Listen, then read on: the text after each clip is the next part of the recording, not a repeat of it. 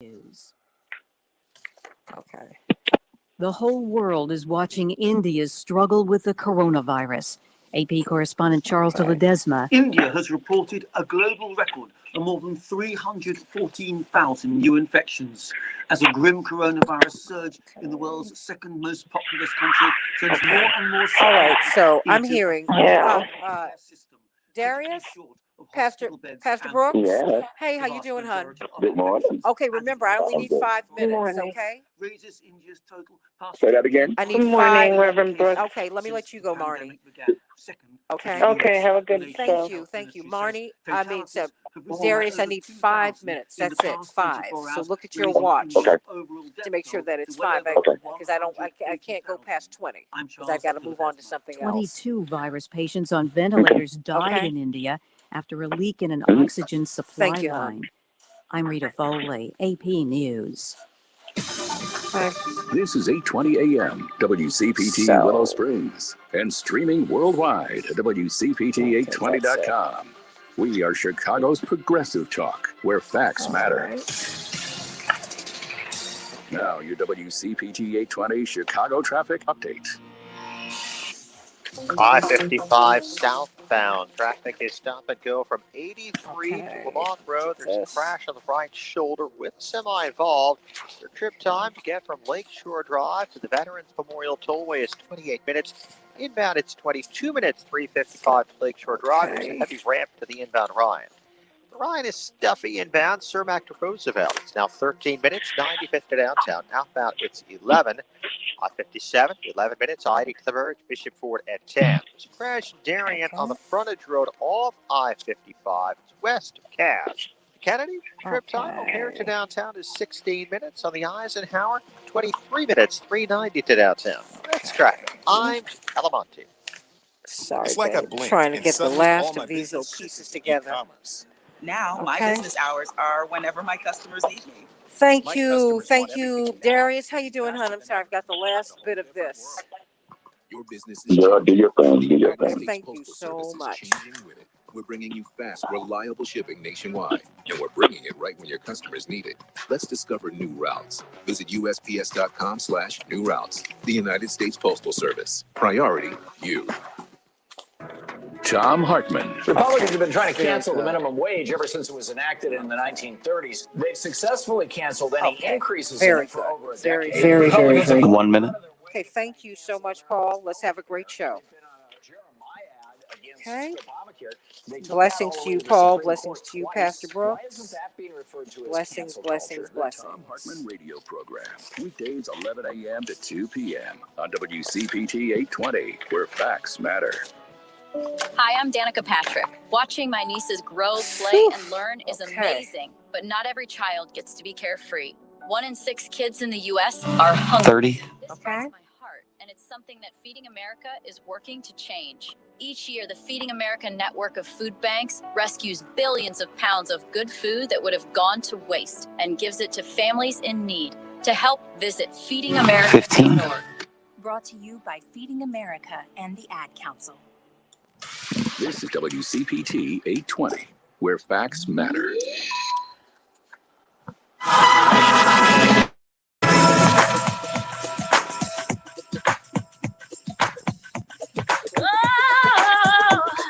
This is the Santita Jackson Show. Hey, everybody. Welcome to the Santita Jackson Show. It's Thursday, April 23rd, 2021. Can you believe it's almost May? I'm Santita Jackson. This is the Santita Jackson Show. WCPT 820 in Chicago and AM 950 radio in Minneapolis, St. Paul. Minneapolis is still in the news. Minnesota is still in the news. Of course, Daunte Wright will be funeralized and buried today. Reverend Al Sharpton is going to be eulogizing him. We're sending our prayers and love to that family. Got a lot to talk about today. Now, the Justice Department will be looking at the practices of the Minneapolis Police Department. It turns out that they disproportionately inflict punishment upon Black suspects, upon African Americans. Got to talk about that today. And there's just so much that is going on, but there's a bigger picture that we've got to look at here. We've got to look at what's happening in Columbus, Ohio with Makia Bryant, What happened there? Of course, we're still trying to find out what happened with Adam Toledo here in Chicago.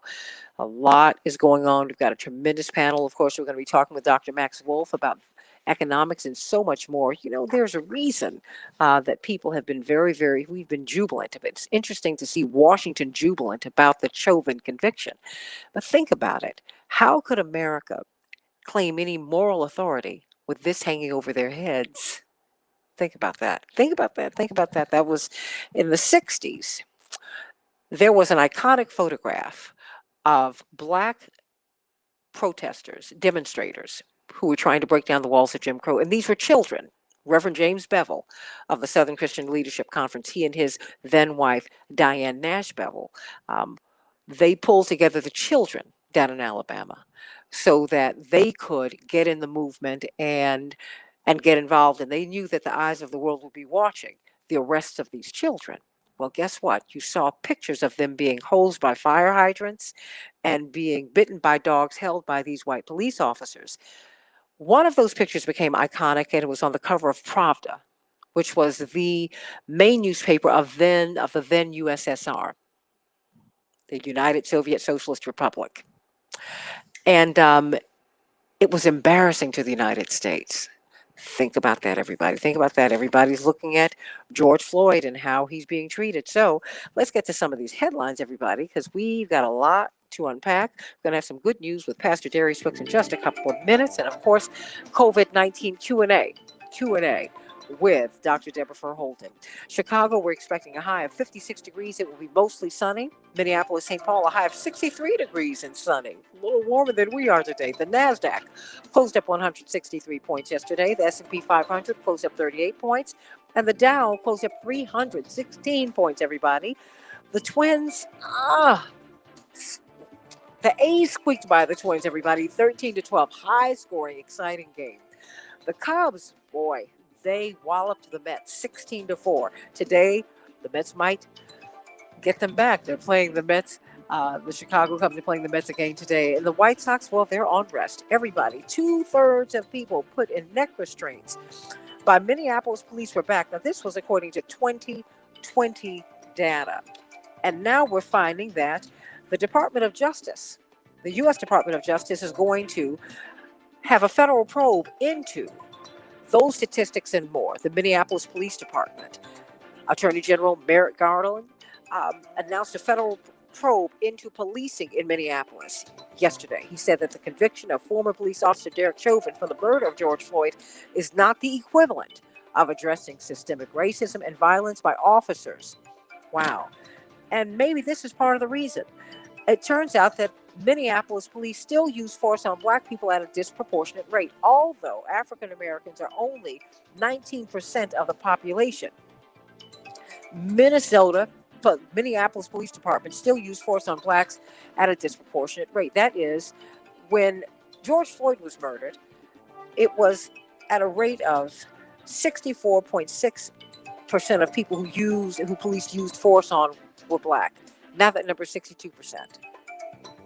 19% of the population, but 64% last year of the people who police used force on were black. Today, it's 62%, 62.6%. Something is going on in Minneapolis. We will be talking with Spike Moss and Pastor Jerry Mcafee about that at the top of the next hour. Indeed, Minneapolis police, according to 2020 data, rendered 44 people unconscious with neck restraints in 5 years. So what happened to George Floyd was not unusual at all, everybody.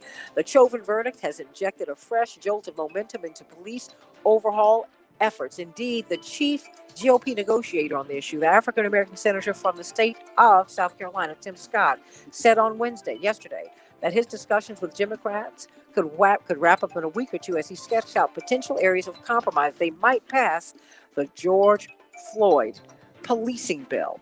We'll see how that goes, everybody.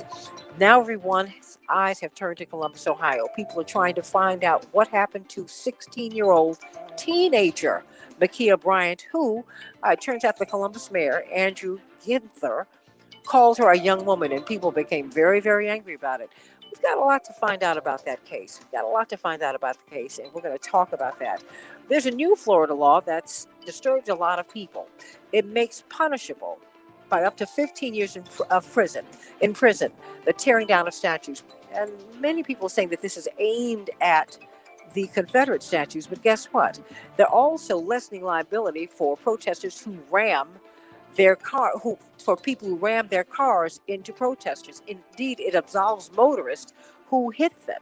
Can you believe that? Yeah, that's right. It'll make a felony for you to tear down a statue.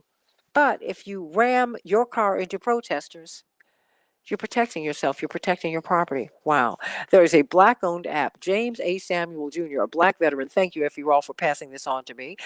He launched a new app called Angel Tech that turns any smartphone into the world's most powerful body cam during confrontations with the police.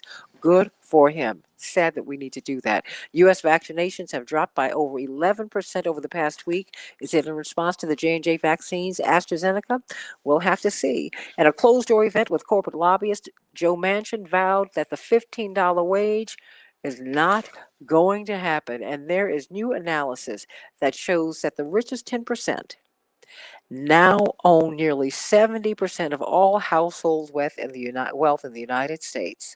According to a report by the financial news website Finbold, the richest 10% in the United States now own nearly 70% of the household wealth in the United States. Pastor Darius Brooks, the Grammy Award-winning psalmist, songwriter, producer, so brilliant, he's the pastor of the Grace Central Community Church here in Chicago, and so he's going to bring us the good news today. Thank you so much, Pastor Brooks. What's on your mind today? We need to hear something good. Good morning, Santita. Good morning. Of course, always the good news. Can you hear me? Oh, yes. Okay, good. Of course, always the good news. Every day when I see things, people, and places, I ask God for direction. And if you are a single person, if you are a person working with people, if you are a person in ministry, if you are a person in corporate, whoever you are, as your source is God's word for our everyday guidance. Although this world is crazy, our source first is our everyday guidance. And that's studying and meditating, making sure in the morning or the first time you get up, you really get yourself a good start. And that's a focus. But one of the things I found out, Santita, is God would never put the weight of the world on our shoulder. That's his job. I love it. But now he does use people and places and opportunities and experiences for us as individuals to utilize these opportunities to be able to make things better. As an individual, I was reminded of 1 Corinthians 14:38, where he says, do all things decently and in order. And I'm reminded of a plane ride I had with your mom. And Santita, she was so amazing. She says that things are not as crazy as they are things being out of order in our lives. And that thing changed my life forever. She said, keep it simple. And I said, say that again. She said, things are not as crazy as they are out of order in our own personal lives. And when I started thinking about that and processing that, God really got this whole thing. Santita, 2025 is already set. 2024 is already set. 2018, God knew 2020 was going to happen. Trust me when I tell you, it was no surprise to him. So in every experience, there is a God factor. Being able to see something the way it is in its raw form and taking a different approach creates a different and even better outcome. When we see things, put things in order, our first steps are to say, God, order my steps for today. Kind of sort of like what you do in the morning. I can imagine when you get up in the morning, you have so much stuff going on. You get so many stories and so much information. I know your head is like, what the world need now? And it should be, because to whom much is given, much is required. But Santita, you and me and anybody who utilize God as our source, just like this George Floyd thing, God knew before this verdict what was going to happen. And he has everything just the way it is. All he wants us to do as individuals is do our individual part, operating in order. And in this place, there is a maker and a doer and a builder in all of us, that we can first be able to seek God for ourselves as individuals. I'm home. It's 6 o'clock in the morning. It's a couple of things I have to do. I have to make sure home is straight, Denver straight, gospel straight. The next thing is the church. The next thing is the things of the church. So there's an order to our lives, watch this, that helps us be able to have strength to be able to do the things we need to do. And remember, your idea is not just to bless you, to keep you in order. It's not just to bless you. It's not just to keep you. Through God's word, it's designed to last and bless others as well. So when we're operating in and through God's word, he also teaches us how to start with the root of us so we won't lose our mind while we're helping. And that's to seek God for our own first individual steps as we get up every morning to utilize his word for our lives. When things are in order, you find unexpected strength. When what's designed to hurt you, strength creates love, and love says not so. And when you say, I got this, and you use God's strength to do things, you start changing the things that hurt. Amen to that. And that's my 5 minutes. I know. I love it. No, but that's important. That's important. That is important. We need order. The devil is the author of confusion, everybody. We need order. Yeah. We need order. And when you get order, you figure it out. That's right. Pastor Darius Brooks, Grace Central Church, everybody. You check them out sometime. And, of course, you know that great hymn, Your Will is What's Best for Me. It's the same guy. We love him. We love him. Pastor Darius Brooks, thank you so much. As always, you know I love you, Pastor Brooks, and give my love to the First family. I love it. I love it.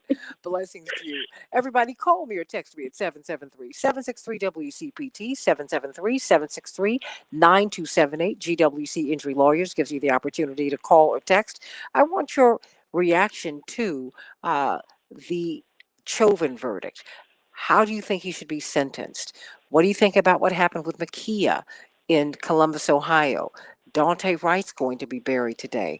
On and on and on. The New York Times gave us data on April 17th that showed that on average since March 29th, between March 29th and April 17th, an average of 3 Americans, more than half of whom were Black and Latino, were killed by the police.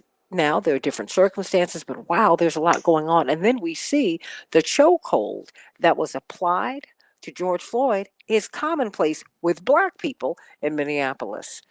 Whew, there's a lot to talk about. But let me go to you because we've got some questions about COVID. It turns out vaccines, the demand for them have declined by 11%.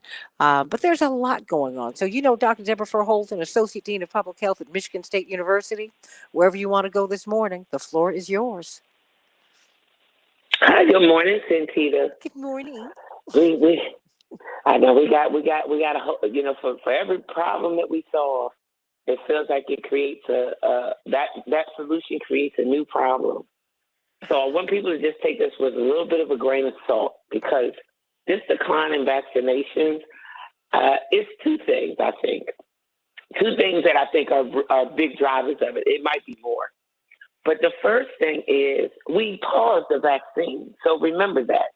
There were a lot of people who had, and even before that pause happened and the reports started coming out, you know, a lot of people that had those appointments, and many people preferred the J&J. Why? Because it's 1 dose.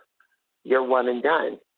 So the drop in vaccination is in large part accounted for by the lack of not having the J&J vaccine. Okay. And then, of course, right, so that's just, you know, it's like sort of this week we just taken a resource off the table. And a lot of people are still, and I'm talking about for the people who want it, are still having problems getting it. I was with a family yesterday, and it's so interesting. You really got to keep your, you know, ear to the pavement. I was with a family yesterday, and they all signed up at the same time. They're in Maryland. They all, you know, one person did it. The wife did it. Signed wife, husband, son, daughter up, all at the same time. The husband has gotten shot 1 and is scheduled to get shot 2 this week. The son got shot 1 yesterday. The mom and the daughter have yet to even be called. How does that work? And it's a mystery. Literally, it's a mystery. It makes no sense, no rhyme, no reason. When the son got called for an appointment, we were really all scratching our heads. Dad has diabetes.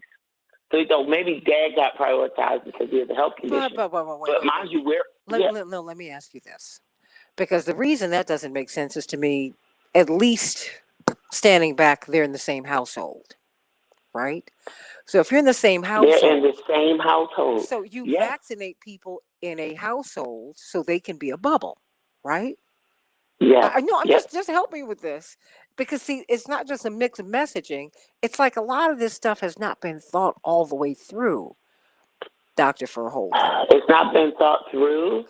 And then the infrastructure and the systems and the structures needed to execute are still not in place. Well, hold on 1 second. They're still not in place. No, let me ask you this, because it's still not in place. But that having been said, let me go back to this family for a minute, because you know what?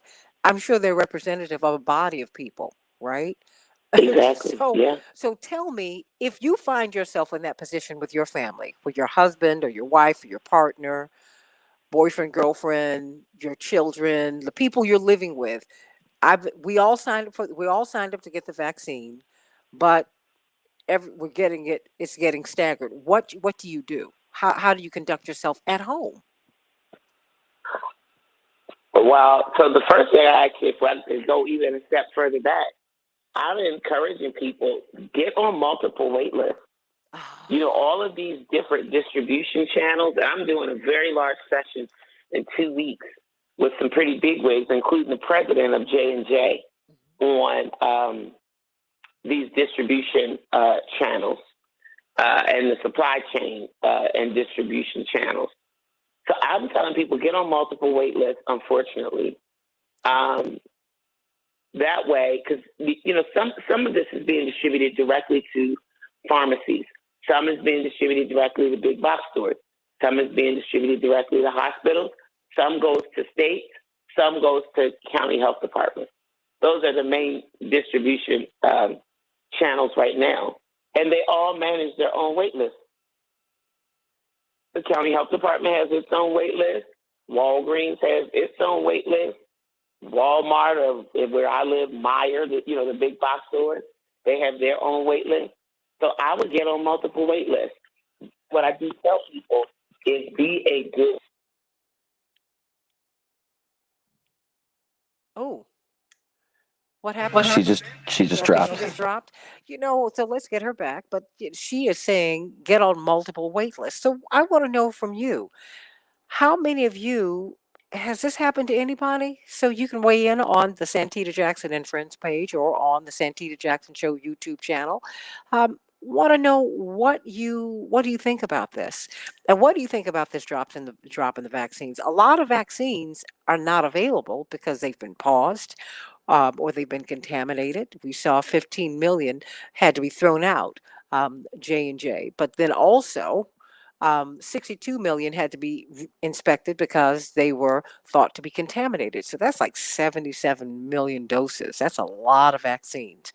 But now, as one of the fights that Dr. Deborah Verholden has been for vaccine equity. She said everyone needs to have equal access to this vaccine. And now we're seeing the story of a family, one household, if you will, who signed up for the vaccine, but they all didn't get it at the same time. And my question is, how does that work? How is that supposed to work? How is it supposed to work when one person or two persons, say in a 4-person household, have gotten the vaccine? What are you supposed to do? I mean, how do you protect yourself, others? I mean, how is that supposed to work? I want you to call me or text me at 773-763-WCPT, 773-763-9278. Let's talk about that. how many of you have had the vaccines and how are you feeling? A lot of our morning stars have had the vaccines and they're doing quite well, and that's so wonderful to hear. You're saying, Yolanda, that you have a surplus of vaccines in Madison, Wisconsin. Why do you think that is? D. Ray Jones, you said so many people are refusing vaccines, and especially in your area. D. Ray, let me know where you are. So, Dr. Deborah Verholden, you are back through the magic of technology. I was being brilliant too, Santita, being brilliant. Well, you know, I said, I'm talking to myself. No. You got 90 more seconds, so you got it, sis. So here's my thing for people. If you want to get on multiple wait lists, go to your local health department, check out your state website. And for most people, it's your main state website. For some, it might be your state Department of Health and Human Services. But just put in whatever your state's website is. For me, it's Michigan.gov.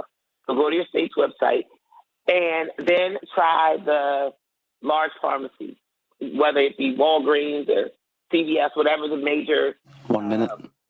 Large pharmacy is in your area. So that's the first piece. Then the second piece is for the people who have had, you signed up the whole household and only one or two have made it through. The thing that I asked for this family is when you got your appointment, I would have gone with them. I would have asked when they called for the 30. For a multiple appointments, number one. And then number two, I would have gone with them. Okay. Because it's a lot of times people are getting it because they're on site and there's doses available. So and then the very last thing, and this is 15. an ideal option, but these mass vaccination sites do still exist. And it's unfortunate because some of them you go to and there's hundreds of cars. 5.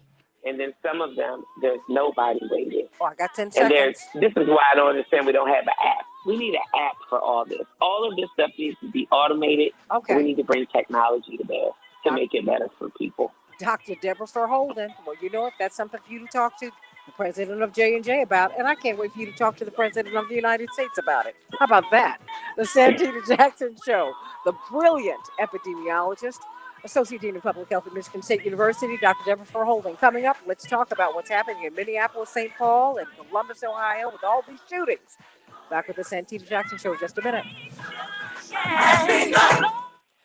Thank you, babe. Thank you. Whew, there's so much happening. Oh my gosh. I know. I don't even know what happened. I was just talking. I looked at my phone. I said, You know what? I just had a whole conversation with myself. No, honey. I looked over at my equipment to make sure that I hadn't gone dead because I heard nothing. So it's okay. I heard. And you're not used to that when I'm on hearing nothing. I heard. Well, you know what? If it happens, you got to roll with it. That's why I got stacks of papers. So if I need to roll on to some other stories. By tomorrow, not tomorrow, by Friday. Yeah, tomorrow's Friday. By tomorrow, I think we'll have the bottom line on J&J. Okay. And they should be able to tell us where these severe crops causally linked. Mm-hmm. If so, is that just a risk that, people are going to have to look at? I'm on my tippy toes waiting to get that information. Well, let us know, because Dr. Fauci said that they're possibly, it likely will re-release the J&J vaccine with a warning. And see, the reason I was pushing back on the 6 and 6 million, it's a great PR talking point, 1 in a million. We have Attorney Hoffler. But what was troubling to me was that, if in any other medicine, you all would just chalk that up to these things happen and there's a fund and so that didn't make sense to me. I said, there's got to be more than 6 and 6 million. I'm sorry. So, and that's okay. Just say it so that people can know what they're walking into, because even with this, nobody wants COVID-19. So because the rate of blood clots in COVID-19 patients is way higher. We don't again, want that. Yeah. It's the thing is, I don't want COVID-19. I've been freaked out enough about the disease. I don't want it. So people are willing to assume certain risks, but you need to let people, not you, but they need to let people know what they are instead of coming up with all these mixed messages and whatnot. It's sounding crazy. Now you got the CDC sounding woke. talking about racism. I don't need you to do that. I need you to do something about the inequities in the healthcare system. So shut up. Stay in your lane. That's all I need you to do. But I love you. I've got CK Hoffler up. CK. Good morning. Did you all see CK on MSNBC last night? Well, now you all are MSNBC divas because, of course, the fabulous Dr. Deborah Holden was on MSNBC a few weeks ago. And 1 minute. And she was on with Brian Williams last night, breaking down the cases. So we're going to talk about that. I love it. Well, Santita, I just have to say about that. For me, and I've said this to you, being on your show and seeing the excellence in your approach to journalism is great training for everything. And what I try to do with every other experience I have, I try to bring it back to your show. So then 30. That's how I can grow, and that's how I can give more. You are very sweet. Well, one of the things, Roger Ailes hired people from radio because in radio you learn a lot. You really, really 15. You keep it succinct, you get right to it, and boom, that's it. And you learn how to fly without a net. So you become relatable to people. So everybody, we're going on to talk about who. Do you want to start with Makia or do you want to start with Minneapolis? You want to start with Garrett Collins? Hey, everybody, welcome. Wait. This is the Santita Jackson Show. Hey, everybody. Thank you so much, Paul. WCPT 820 in Chicago and AM 950 radio, Minneapolis, St. Paul. We are talking about, it seems like Minneapolis is still at the top of the news because we're finding out more and more and more just how challenging life for people of color, for Black people, for Indigenous people, for the Latinx community, how challenging it's been, their interactions with the police. It turns out that Black people in particular have a very, very hard time with the police. That is why Merrick Garland, the Attorney General, who could have been on the Supreme Court had Mitch McConnell not blocked him, he announced a federal probe into policing in Minneapolis. And maybe some of these numbers are why. 2/3 of people put in neck restraints by the Minneapolis police, according to last year's data, were Black. This is from their own data. It turns out that Minneapolis police used force against Black people at 7 times the rate of whites. This is according to a New York Times report. I mean, this is just astonishing information. And what's even more astonishing is that Minneapolis police still use force on Black people at a disproportionate rate. Now, it's a city that has 19% of its population is African American, okay? But it turns out that when Chauvin killed Floyd, 64.6% of people who used police force, who the police used force on, were Black. 64.6%. Since his death, 62.6%. So it's barely changed. It's barely changed. So now you have the U.S. Department of Justice who are stepping in. And now you have Congress stepping in. You now have Senator Tim Scott from South Carolina, who's trying to marshal the troops in the Senate on the GOP side. He said, we might have to make 1 or 2 tweaks, but I think we can get this through. So let me go to you, Attorney C.K. Hoffler, who was absolutely brilliant on MSNBC last night. Have to brag. She was fabulous. Yes, she was, making the case, making us all so proud. Wow. Oh, thank you. Thank you. Thank you. What did you talk about last night before we get into this? Well, we talked about, actually, this was one of the topics, the Department of Justice and Merrick Garland probing, investigating the Minnesota Police Department because of the concern of a pattern in practice. Pattern and practice investigation, that is very significant. What that means is they suspect, based on evidence that they have seen, that there may be a systemic pattern in practice of perhaps discriminating or discriminatory treatment with respect to Black and brown people and people with disabilities. And that there may be a pattern of using excessive force in arrests or protests. This is very, very significant. You know, people have said, was the verdict a turning point? I believe the verdict was a turning point, not in and of itself, because it was a small victory. a very small victory for equal justice, but very small. It was just the beginning and becomes a turning point because it has unleashed, if you will, a discussion and action, because we talk is really cheap, but action by the administration. We heard President Biden and Vice President Harris talk about the verdict, talk about what it meant. And now in terms of action, we're seeing the Department of Justice taking action, saying this potentially is an infirm police department. We got to figure out what's going on here. And Santita, I have to hand it to you. We've just got to get credit where credit is due. You have had guests from Minneapolis on this show who have been saying just that.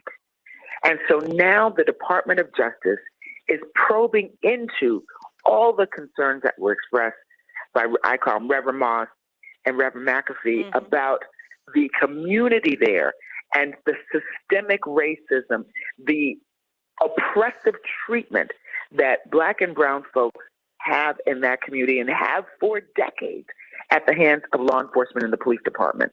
So now Merrick Garland is probing into that. And I think of that, these are difficult conversations. These are difficult things to address because it makes us feel some kind of way. But I'm happy that it's happening, because the only way that we're going to get change and the only way that we're possibly ever going to see policing reform is if there is this type of pattern and practice investigation. Because coming out of it, we know there's going to be action. There will more than likely be a consent decree and an overhaul of the entire policing system. You start with Minneapolis. Where could it be next? We can pick any city, quite frankly, because most cities, most counties, most localities in most states have policing problems, have excessive use of force, have beating and killing of Black and brown people. This is a pandemic. So I think that this is fitting. I'm delighted that Merrick Garland is doing this. I'm delighted that the Biden administration is taking the bull by the horn, if you will. Of course, we've got to see the results of it, because from my standpoint, we have got to push for results, because we can't just have the discussion and the intellectual dialogue, because literally every day people are dying. 3 a day right now is the rate. It could be 10 by the end of the week, 10 a day. But people are dying every single week, and those are reported cases. Reported cases.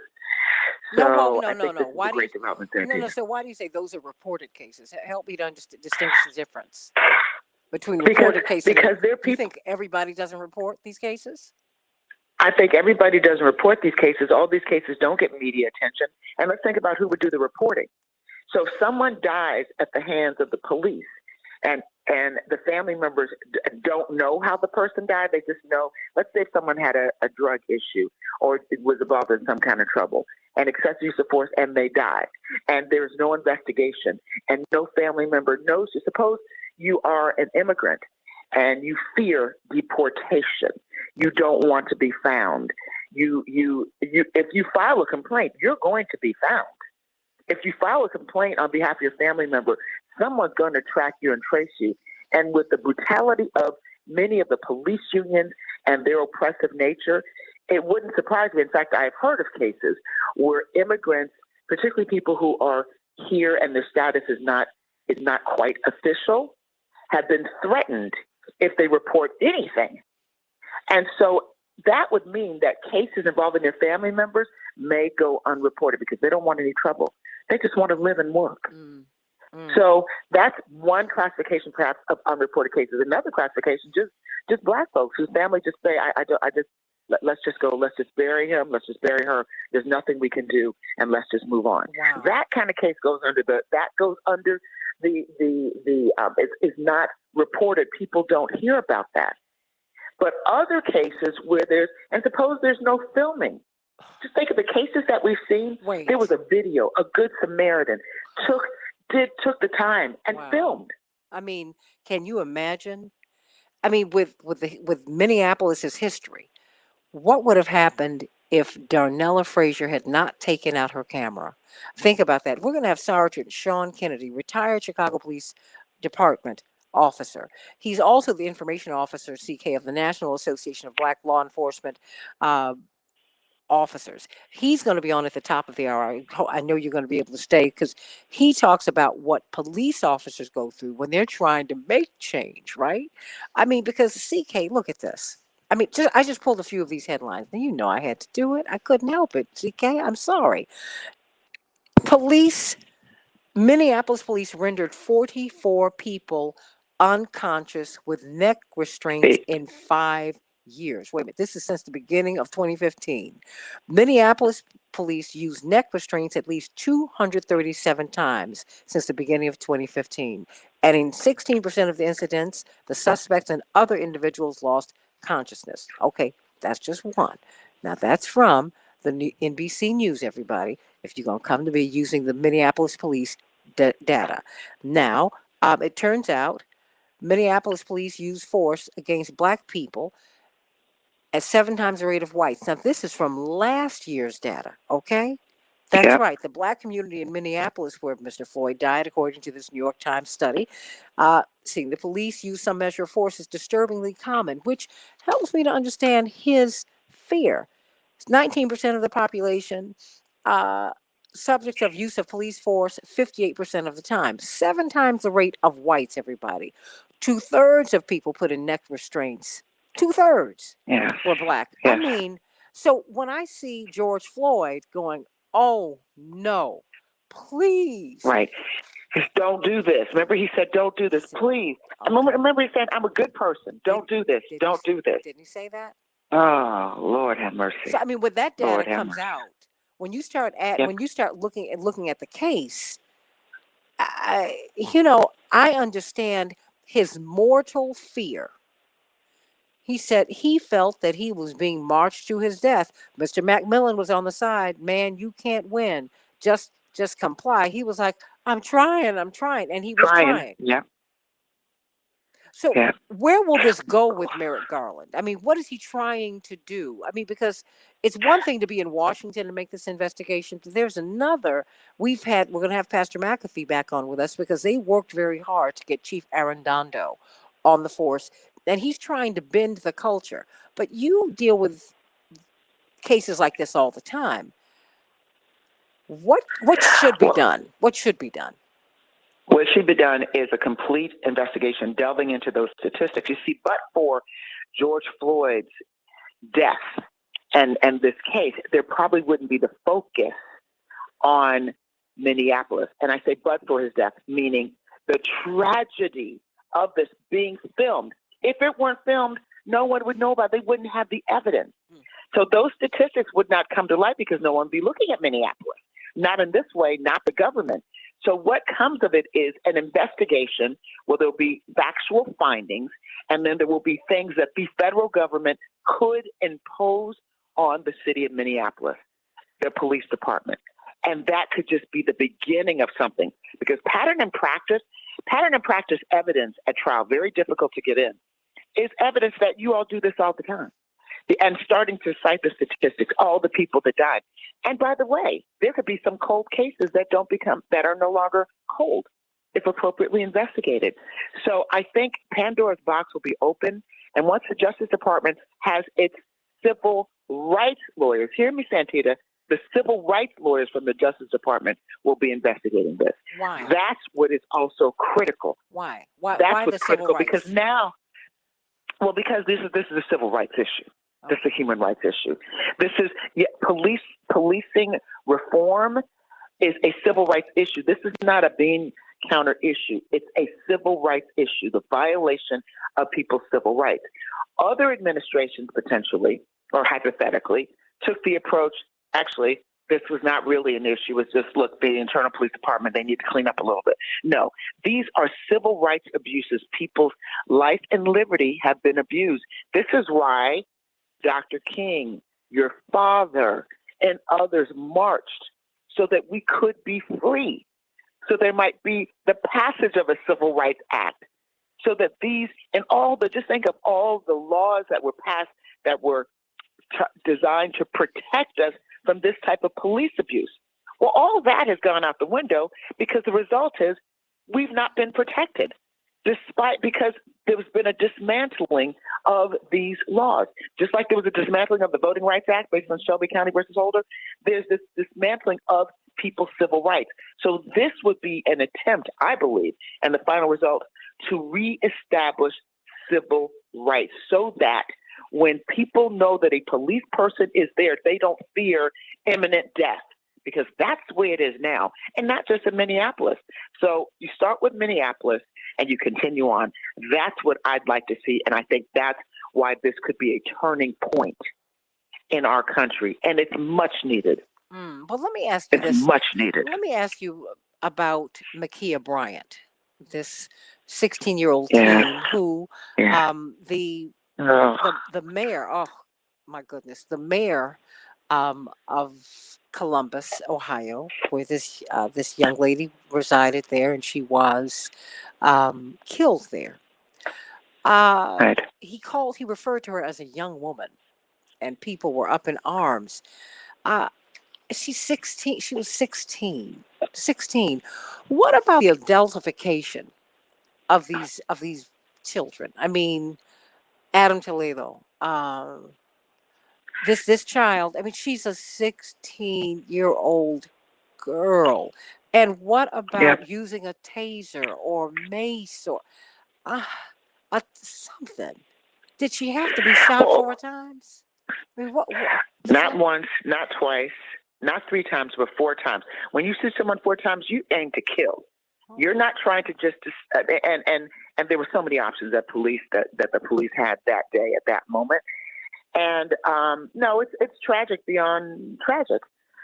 And I did listen to what the mayor said, and I do believe the mayor he was troubled. Who wouldn't be troubled by this?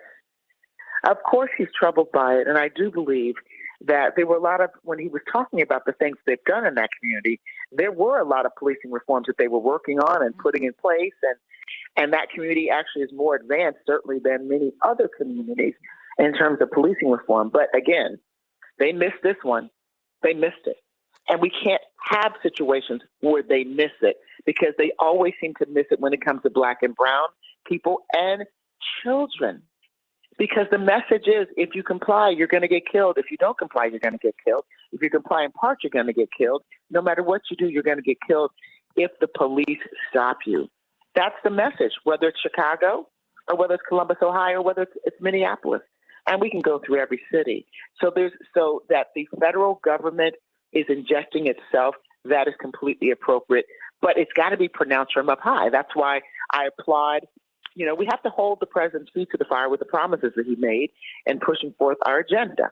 We talked about that. That's always important. So I do applaud President Biden and Vice President Harris for the comments that they made, because that is making good on a promise. And then you have the Attorney General taking the bull by the horn. You got to start city by city. But I believe that whatever comes out of Minneapolis is going to be a model for what happens in other cities that have similar statistics and that are troubled. Because I bet there's pattern and practice in almost every city in America. Well, I mean, it's amazing. It's amazing when you go through this data, which no one had paid attention to until George Floyd and the conviction of Derek Chauvin. Wait a minute. So Derek Chauvin is like, wait a minute. This is how we handle things on the police force. I'm not making excuses for him, but this is what the data is showing, C.K. Hoffler, that they use chokeholds. This is how they do it. It is how they do it, but 9 minutes and 29 seconds is not how they do it, even with the chokehold. So, there was some type of animus. I'm speculating, racial. Some type of that prompted him when the man was no longer breathing and was having clearly in distress medically, where he continued. See, that's a different issue. And that's why there's a conviction, because that's something else. The chokehold is bad enough, but that might be legally permissible until it's, and that's why in the George Floyd Justice and Policing Act, it's saying no chokeholds. I mean, that's one of the components of the George Floyd Justice and Policing Act. So, but right now in Minneapolis, evidently, it was okay. It was what they were trained to do, but not 9 minutes and 29 seconds in the way that Derek Chauvin did it. It's never good, but it's definitely not good to do it. It's illegal to do what Derek Chauvin did. And I you don't want to applaud anyone's misery, but I am applauding the jury for taking responsibility and holding him accountable. And even though the prosecutor said this is not about the police department and this and that, oh, yes, it is. Oh, yes, it is. It is about, and that was a good strategy. That was a good strategy to say it that way. But the reality is, from my standpoint, it really is, because there's an indictment on what things are permissible in police departments. That's why there needs to be a complete overhaul with federal legislation and investigations, because they're investigating people's civil rights that have been abused. I want you to respond to Larry Duncan Allen, because he has a very interesting assertion. He writes, the 16-year-old was seconds from killing another girl. A cop is not going to use a taser, especially on a black person, when the person is in the process of using deadly force themselves. Your response? Well, I looked at the video, and I'm not quite clear on what it is, but it does look like she was about to stab someone else. So the appropriate use of force there is going to be the question that we'll have to determine. But I don't know that this is me, that shooting her in the back 4 times was the appropriate use of force. There had to be other ways that they could intervene to prevent a crime, because let's turn the tables.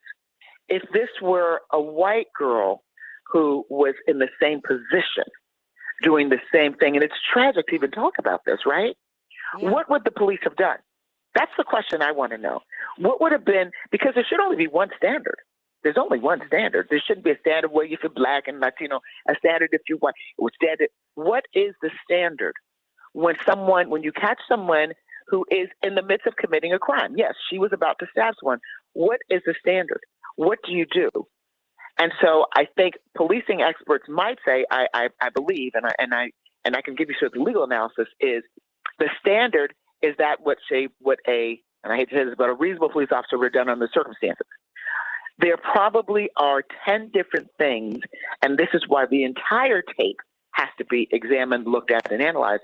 There probably were 10 different things, 10 different options that could have happened, and things that they had in their toolkit that they could have done to divert and to prevent that, short of murdering and killing someone. Well, that's what I'm talking about. That's policing reform. Well, you know what? Barry wants to come on. He has something to say. Barry, what's on your mind from Rockford, Illinois? How you doing, Barry?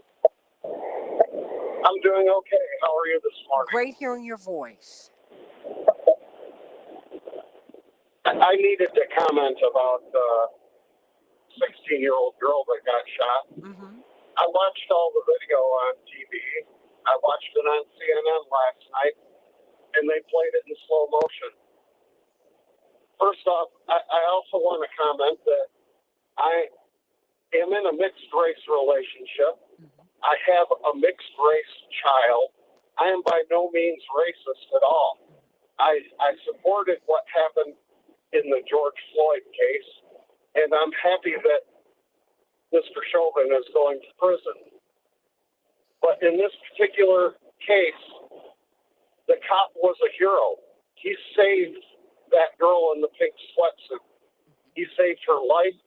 He saved her from possible lifelong disability. And he had a split-second decision to make that choice. People are saying that the cop had options to use a taser or intervene. He did not. He had 1 second to make a decision as to what he was going to do.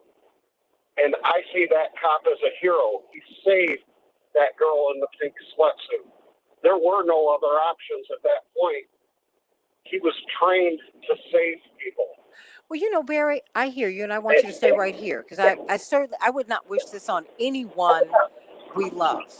But say if that were your child, because even mixed race children, unless they can pass for white, they read black in the United States. That's just how, if they were in Brazil, it would be a different thing. But in the United States, mixed race people are black, period. Boom.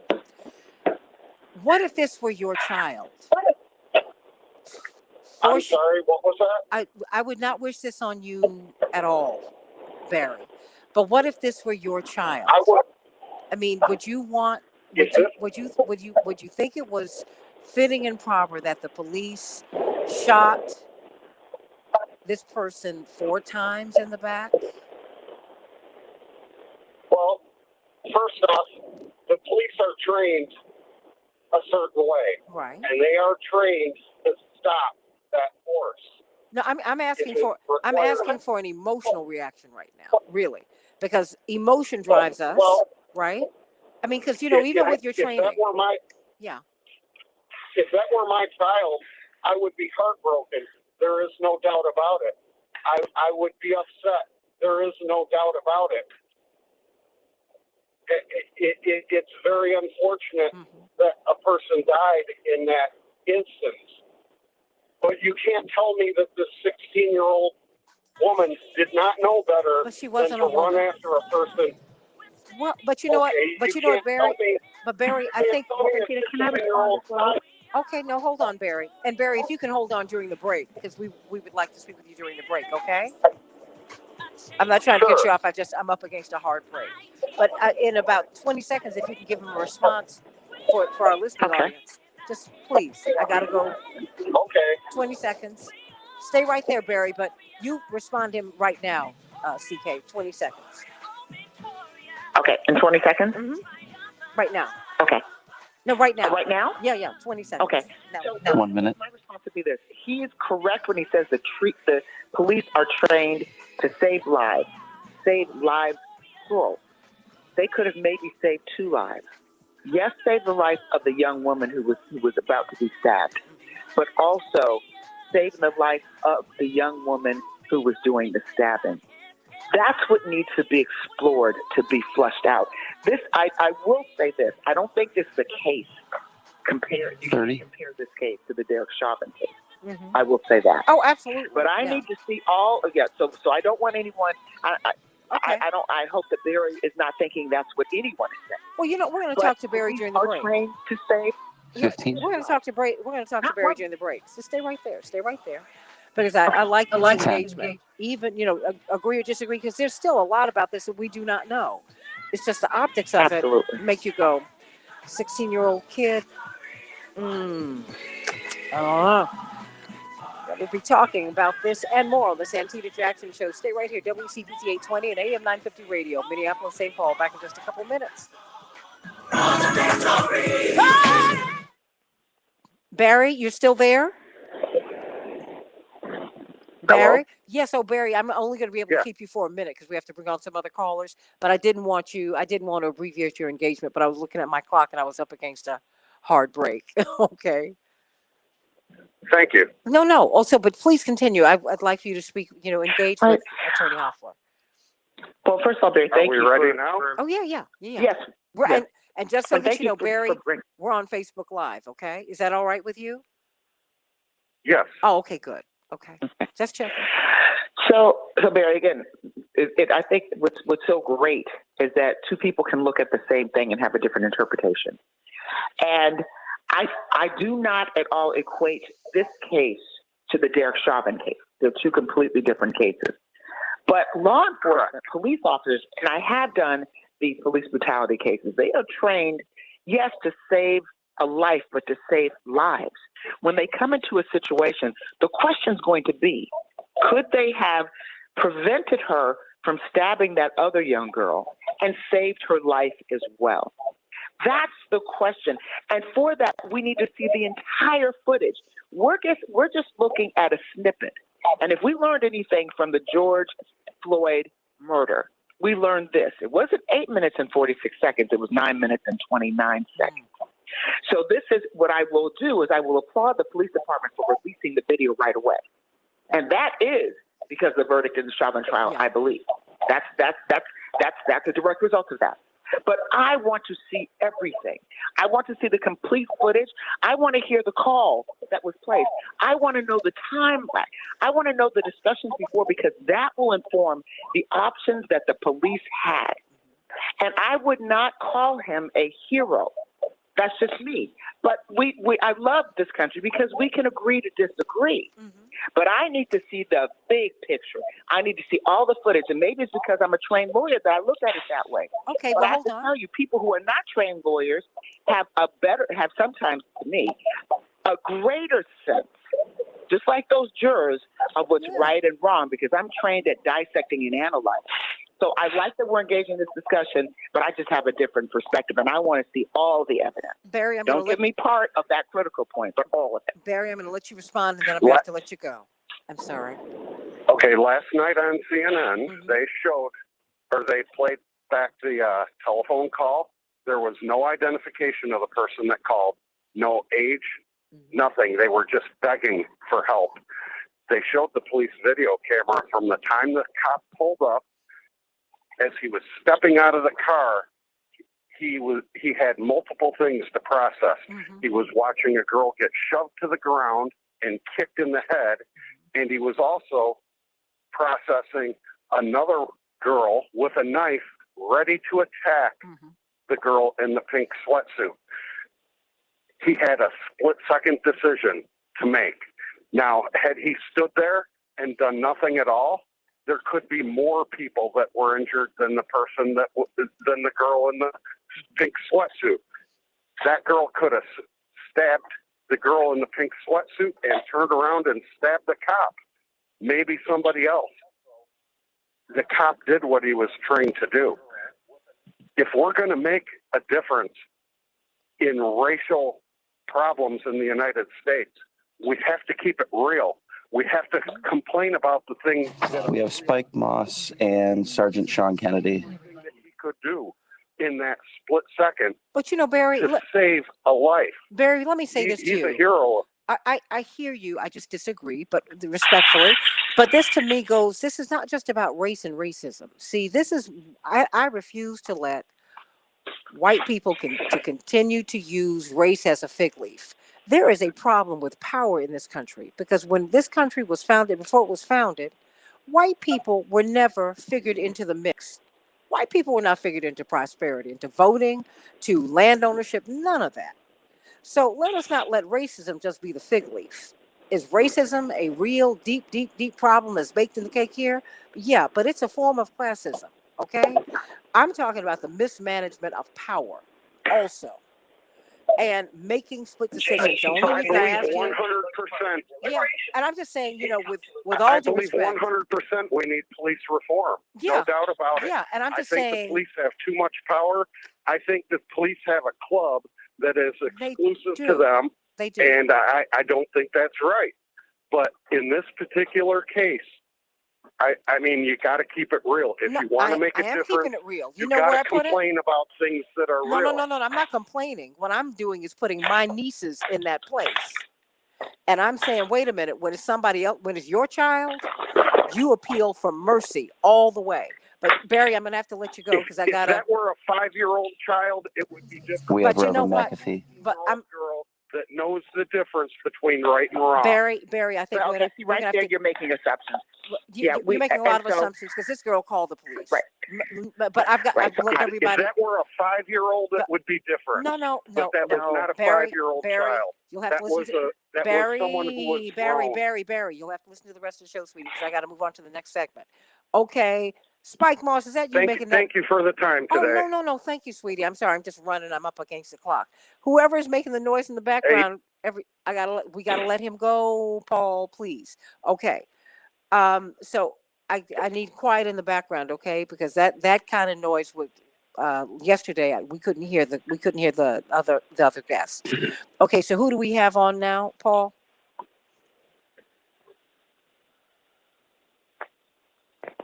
Okay, who's there? Sergeant, are you there? Yes, I am. Okay, how are you?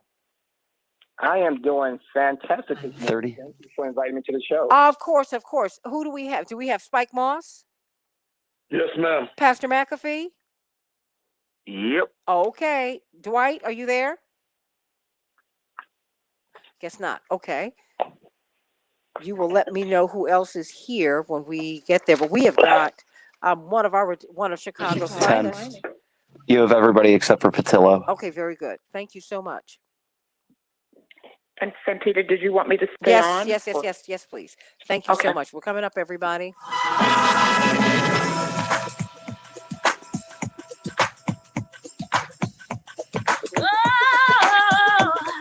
This is the Santita Jackson Show. Hey, Hey, everybody. Welcome to the Santita Jackson Show. WCPT 820 in Chicago, AM 950 radio, Minneapolis, St. Paul. We still have Minneapolis on the brain, sending love and prayers to the family of Daunte Wright, who will be funeralized and buried today. God rest his soul, and may peace be upon his whole family. What a difficult day it is for them. And we're thinking about Makia Bryant, how difficult a situation her family now find themselves in. There's a lot going on, everybody. So, you know what? Let's we're going to talk about this, and we have a special guest today, one of Chicago's finest, retired Sergeant Sean Kennedy, who's going to talk with us about where police fit in all of this. He's, of course, the information officer for the National Association of Black Law Enforcement Officers, NABLEO. Not Noble, NABLEO. So we're going to be talking with him and this wonderful panel. Of course, we've got Pastor Jerry Mcafee back, and Spike Moss, who's a lay pastor. That's right. He just needs to go on and get ordained. And so many people to talk about policing in America today, particularly since the Department of Justice is now going to get involved in policing in Minneapolis, St. Paul. What are the implications of that? Let us get to these headlines. Paul. Chicago, we will have a high of 56 degrees, mostly sunny. Minneapolis, St. Paul, a high of 63 degrees, completely sunny. The NASDAQ closed up 163 points yesterday. The S&P 500 closed up 38 points. The Dow closed up 316 points. Well, the Twins, they were bested by the A's in a squeaker. The A's 13, the Twins 12. Wow. But, wow. Chicago, Cubs 16, Mets 4. Well, maybe the Mets will be triumphant today once they face off against the Cubs again. The White Sox were on rest, everybody. The Chauvin verdict has injected a fresh jolt of momentum into police overhaul efforts, indeed leading the charge in the Senate to support the George Floyd policing bill is the GOP negotiator, Senator Tim Scott, who said that his discussions with Democrats could wrap up in the next week or two, and he sketched out potential areas of compromise. So we will see where that will go. People are pushing for that. In the meantime, it turns out that Merrick Garland, the Attorney General for the United States of America, is going to lead a federal probe of policing in Minneapolis, St. Paul.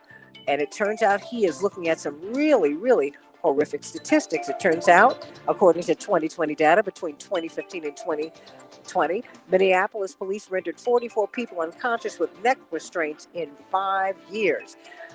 Minneapolis police used neck restraints at least 237 times in that span, and in 16% of the incidents, the suspects and other individuals lost consciousness. Wow. And it turns out that Minneapolis police use force against black people 7 times the rate of whites, according to 2020 data. 2/3 of people put in neck restraints, according to Minneapolis police data, were black. That was according to last year's statistics. So given all of that, given the fact that Minneapolis police still use force on black people at a disproportionate rate, that is to say, blacks are 19% of the population in Minneapolis, St. Paul, but 64.6% of people that police use force on are black. But that was in 2020. But in 2021, guess what? It's still 62.6% of those the police use force on are black. Now the U.S. Department of Justice is stepping in. They said, we're going to look at systemic failures in the Minneapolis Police Department. What is that going to mean for the Minneapolis Police Superintendent? We're going to talk about that. Fatal police shooting of Makia Bryant is raising all kinds of questions in Columbus, Ohio. We were just talking about that with Barry and attorney C.K. Hoffler. I want to get your thoughts. Call me or text me at 773-763-WCPT, 773-763-9278. Let's talk about this, everybody. There's a new Florida law that is targeting, many people are saying people of color and people who are progressive. There's a new Florida law that is targeting protesters. That is to say, they're making the taking down of statues, many people saying this is Confederate statues, a felony. And guess what? They're absolving motorists who hit these protesters of felony charges. You cannot make this stuff up, everybody. The ACLU and NAACP and all others are all over that. James A. Samuel, a black veteran, has launched a new app called Angel Tech that turns any smartphone in the world into a body cam. during a confrontation with the police. U.S. vaccinations have dropped 11% over the past week, the biggest decline since February. Dr. Deborah Holden was on with us earlier saying that perhaps that is due to fewer vaccines that are available, everybody. Analysis shows that the richest 10% in the world now own nearly 70% of all household wealth in the United States. While not in the world, 10% of the wealthiest people here. We've got a tremendous panel. We're going to be talking about policing. There's so much ground that we've got to cover. We're going to have Pastor Mcafee with us just for a little bit today because there's a lot going on in Minneapolis, St. Paul, as you can well imagine. But we've got Pastor Jerry Mcafee, who's been with us all week. We've so enjoyed him, and we do hope that as things continue to settle out, we want him to stay with us and come back. The senior pastor of the New Salem Missionary Baptist Church, my home church up there in Minneapolis, St. Paul. Spike Moss, brilliant organizer, and just activist down through the years. And we are so honored to have him back. And of course, Attorney Robert Patillo will be joining us from Rainbow Push. And Attorney C.K. Hoffler is staying over. She, of course, is the president of the National Bar Association and chair of the board of Rainbow Push. And we're welcoming someone new to our panel, everybody. Retired Sergeant Sean Kennedy of the Chicago Police Department, but he is now the information officer for NABLEO, the National Association of Black Law Enforcement Officers. Let me start with you, Pastor Mcafee, and then you, Spike Moss, and I'm going to bring in Sergeant Kennedy. What do you make of what Merrick Garland is doing, Pastor Mcafee? He is now he's going to investigate the Minneapolis Police Department. Do you think that's warranted? Well, I think it's a gimmick. We don't need any more investigations. Hell, all you got to do is get the facts that's been there for years. When they abandoned the mediation agreement years ago, the feds should have moved in then. I told them a couple of years ago when we were in a meeting that you all are complicit in our suffering because you know what we're going through. The data has been there. And when it came time for them to react and respond, they neglected their responsibility.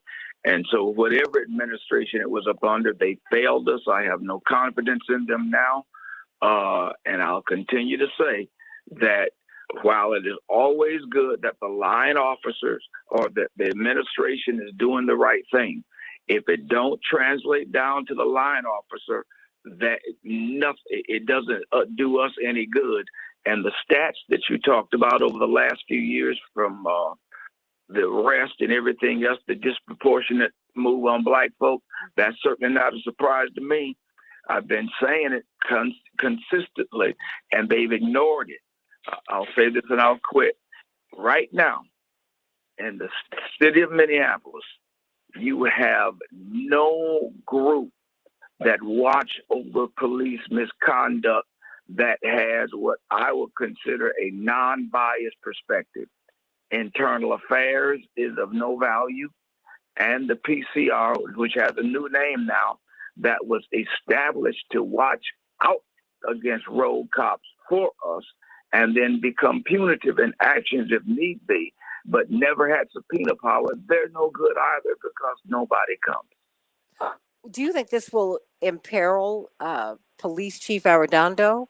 Do you think the Department of Justice might remove some of his power, Pastor Mcafee? Well, my thing was, and this was some of the arguments I had with some of the people here, that, they felt like when I was calling for receivership, that it would hurt Rondo. And I told them then, man, this ain't about Rondo. Hell, ain't nobody beating Rondo's butt.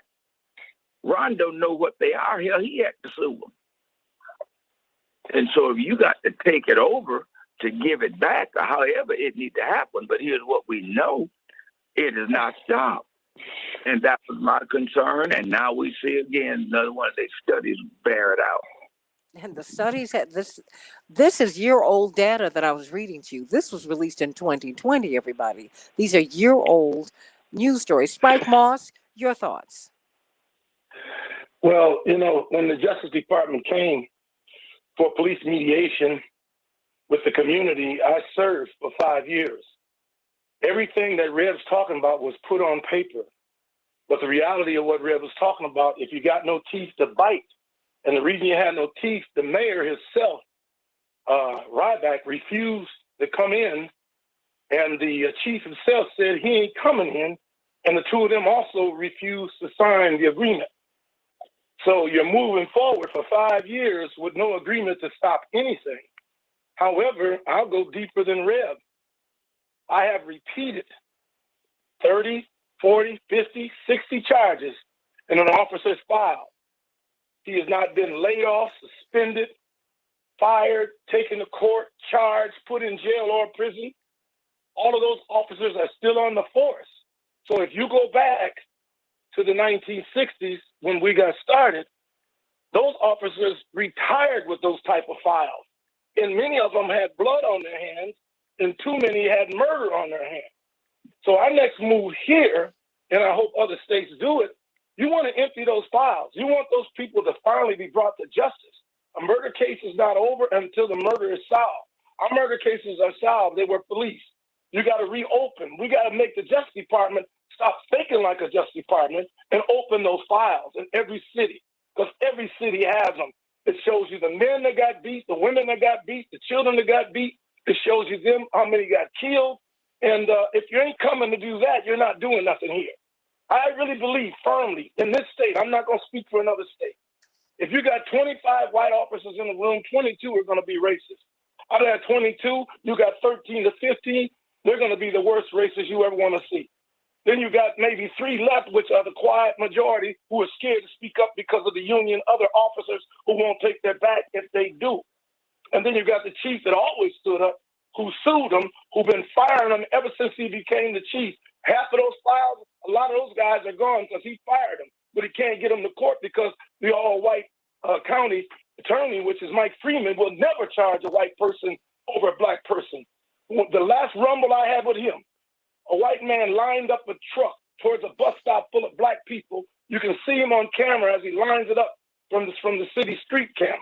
And when he lines it up, he hits the gas and drives over it and smashes black people up under the wheels. And Mike Freeman said on TV live, I'm not going to charge him. He's too old to be charged. He shouldn't be going to jail. And he never told him.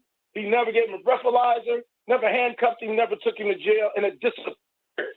So when you get Mike Freeman, which is the last stop of charges, who never charged one time on our behalf, it won't work. And the Justice Department is grandstanding, as Rev said, because they've been in here. They know everything, but they never rendered any help for black people, and they never asked to sit down, hear us out, and move on anything that we say is going on.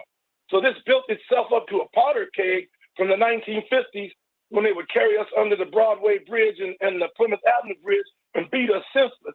That's before they started shooting us. They knew back then. They have not moved on one iota of what we go through in the city. And as far as I'm concerned, we're back to business as usual. As soon as we finish with George's trial, we got to look out for police in the city of Minneapolis. Well, let me go to you. Retired Sergeant Sean Kennedy, information officer for the National Association of Black Law Enforcement Officers. Now, you come out of the Chicago Police Department. It's no picnic here, but it's no picnic anywhere. When you hear Pastor Mcafee, when you hear Spike Moss, what are you hearing? And when you see Merrick Garland, who's saying, you know, and he's full of emotion, and I don't doubt his sincerity. He's saying we're going to investigate the Minneapolis Police Department, but we see this data going back years. People have been choked. I mean, it's like the standard operating procedure there. Neck constraints, and black people are still treated with force, really at the same rates that they were before George Floyd was killed. Sergeant Kennedy, help us out.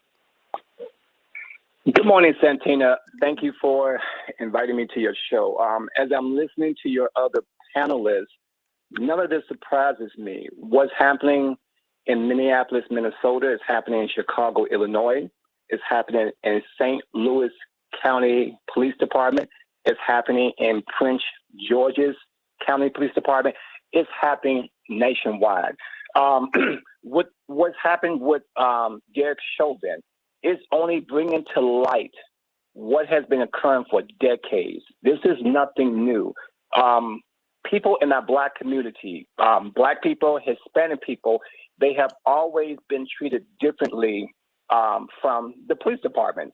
And it's almost like Black and brown people are treated as property. And when you look at the statistics, it speaks for itself. You know, you don't have to make this up. The statistics speaks for itself. It's to the point where Black people in the community do not even want to have to call the police. And it shouldn't have to result in a death sentence because we're calling for assistance. It could be something as simple as calling for a well-being check, and you have an officer respond who either do not have the tactical skills to handle certain situations. So a lot of times you resort to the firearm without using common sense, without using decency, and without having any real reverence for the sanctity of life. You know, it's interesting how when you look at how white officers in particular interact with residents in the Black community as opposed to residents in the white community, there is a stark difference. Statistics show that. I mean, when you go back to think about the protests that were occurring in 2020, where you just had this 17-year-old white kid, you know, armed with whatever AK-15 rifle he had, walk past the police. They didn't even look at him as a possible threat. But a Black man could not have done that. And that's simply the reality of what we live in today. That's what's going on. And, you know, it does not take a genius to be able to see there is a stark difference in how the police departments interact with the residents of the Black community compared to residents of the white community. I guess Kyle Rittenhouse really is a metaphor, Sergeant Kennedy. He shot and killed these two demonstrators and then walked away and was offered water by the police. What is going on the police force, Sergeant Kennedy? Santina, this is nothing new, but you know, we have to kind of go back to look at, I guess, the structure of police agencies in America. And we only dealing with America right now. It was built on systemic racism, period, point blank. That's why you can look at police departments where predominantly there are white officers more so than Black officers. But what's interesting is when you look at the discipline or termination, why is it that statistics show that Black officers are disciplined on a much more frequent level or much more severe level, which oftentimes result in termination? How do you have that higher level of Black officers being disciplined in police departments where the dominant percentage is white officers?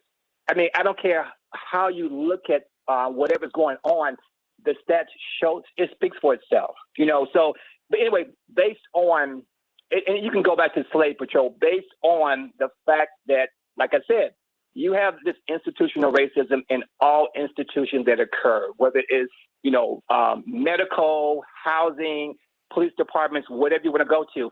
And with police agencies of today, the systemic racism is so embedded in there, it actually encourage, you know, like class, status, and even if you look at the numbers, the number of Black candidates coming into police agencies are at such a all-time low. And it's not that Black citizens are not qualified to be police officers, but there's generally something in that process of when you apply for the job, as far as the psychological, some have had assessment tests.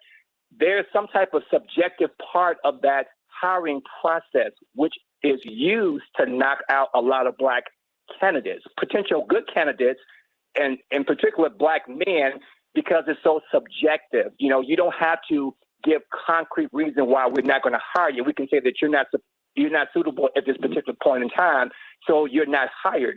And that's used to keep the numbers of Black candidates down from coming into the academy to begin with. And once you get into the police department, you can literally count the numbers at each graduation, almost on your hand, how many Black recruits have made it. Just seeing, however many numbers who have just made it. It also reflects in Black officers in specialized units. It also reflects Black officers as far as when it comes down to promotion.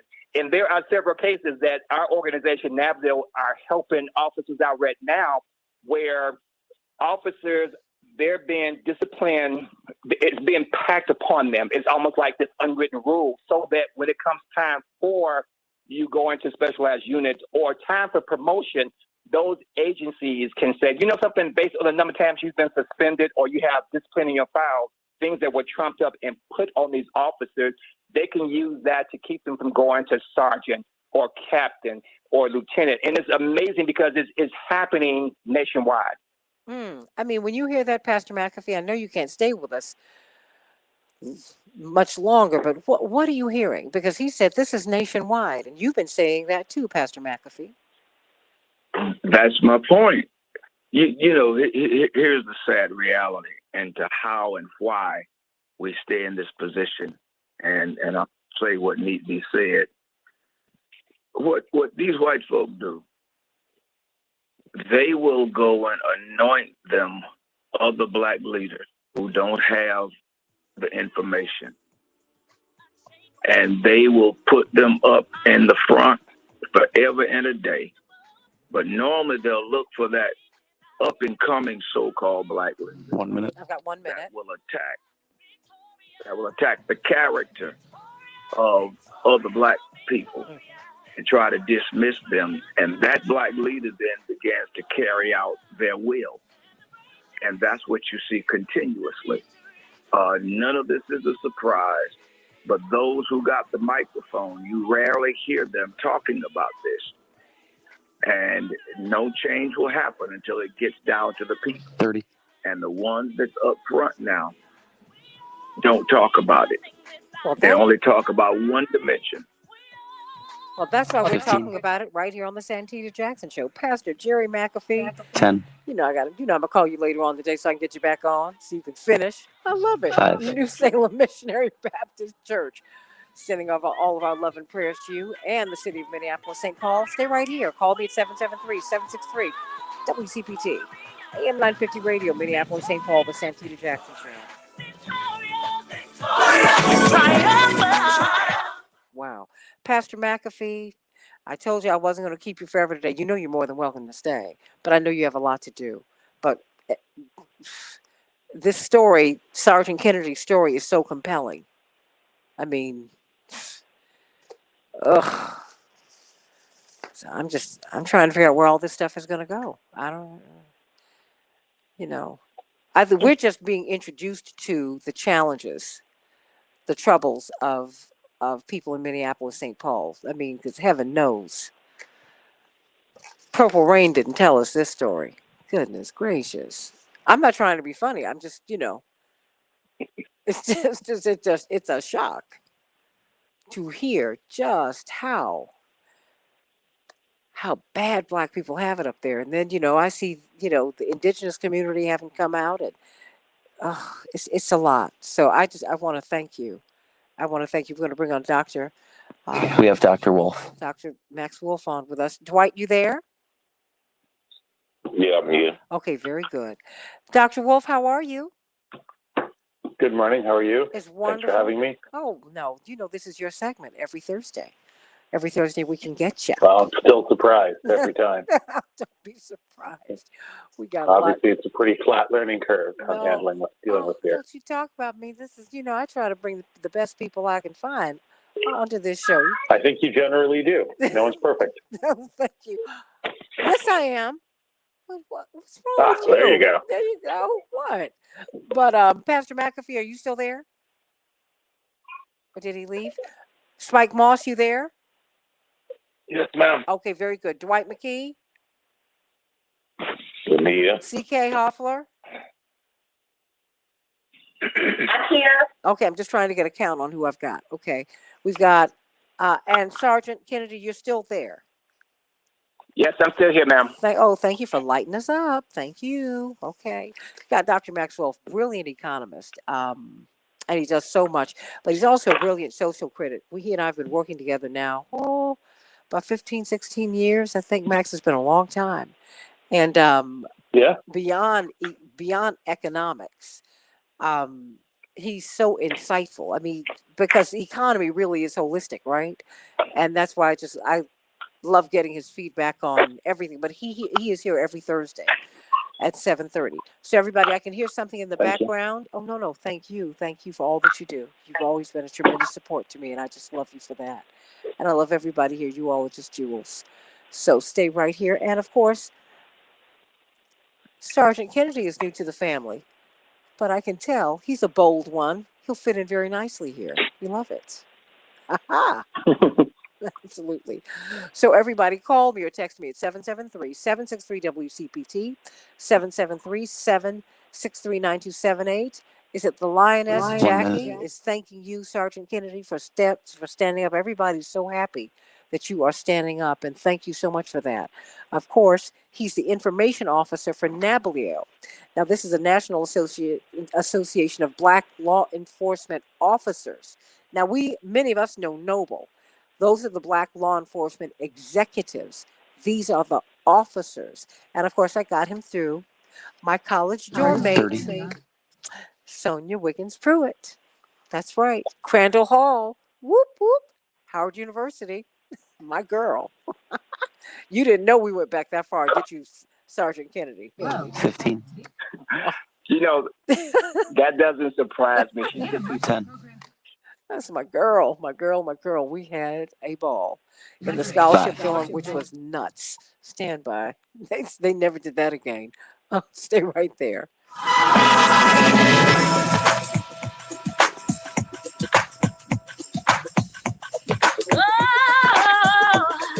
This is the Santita Jackson Show.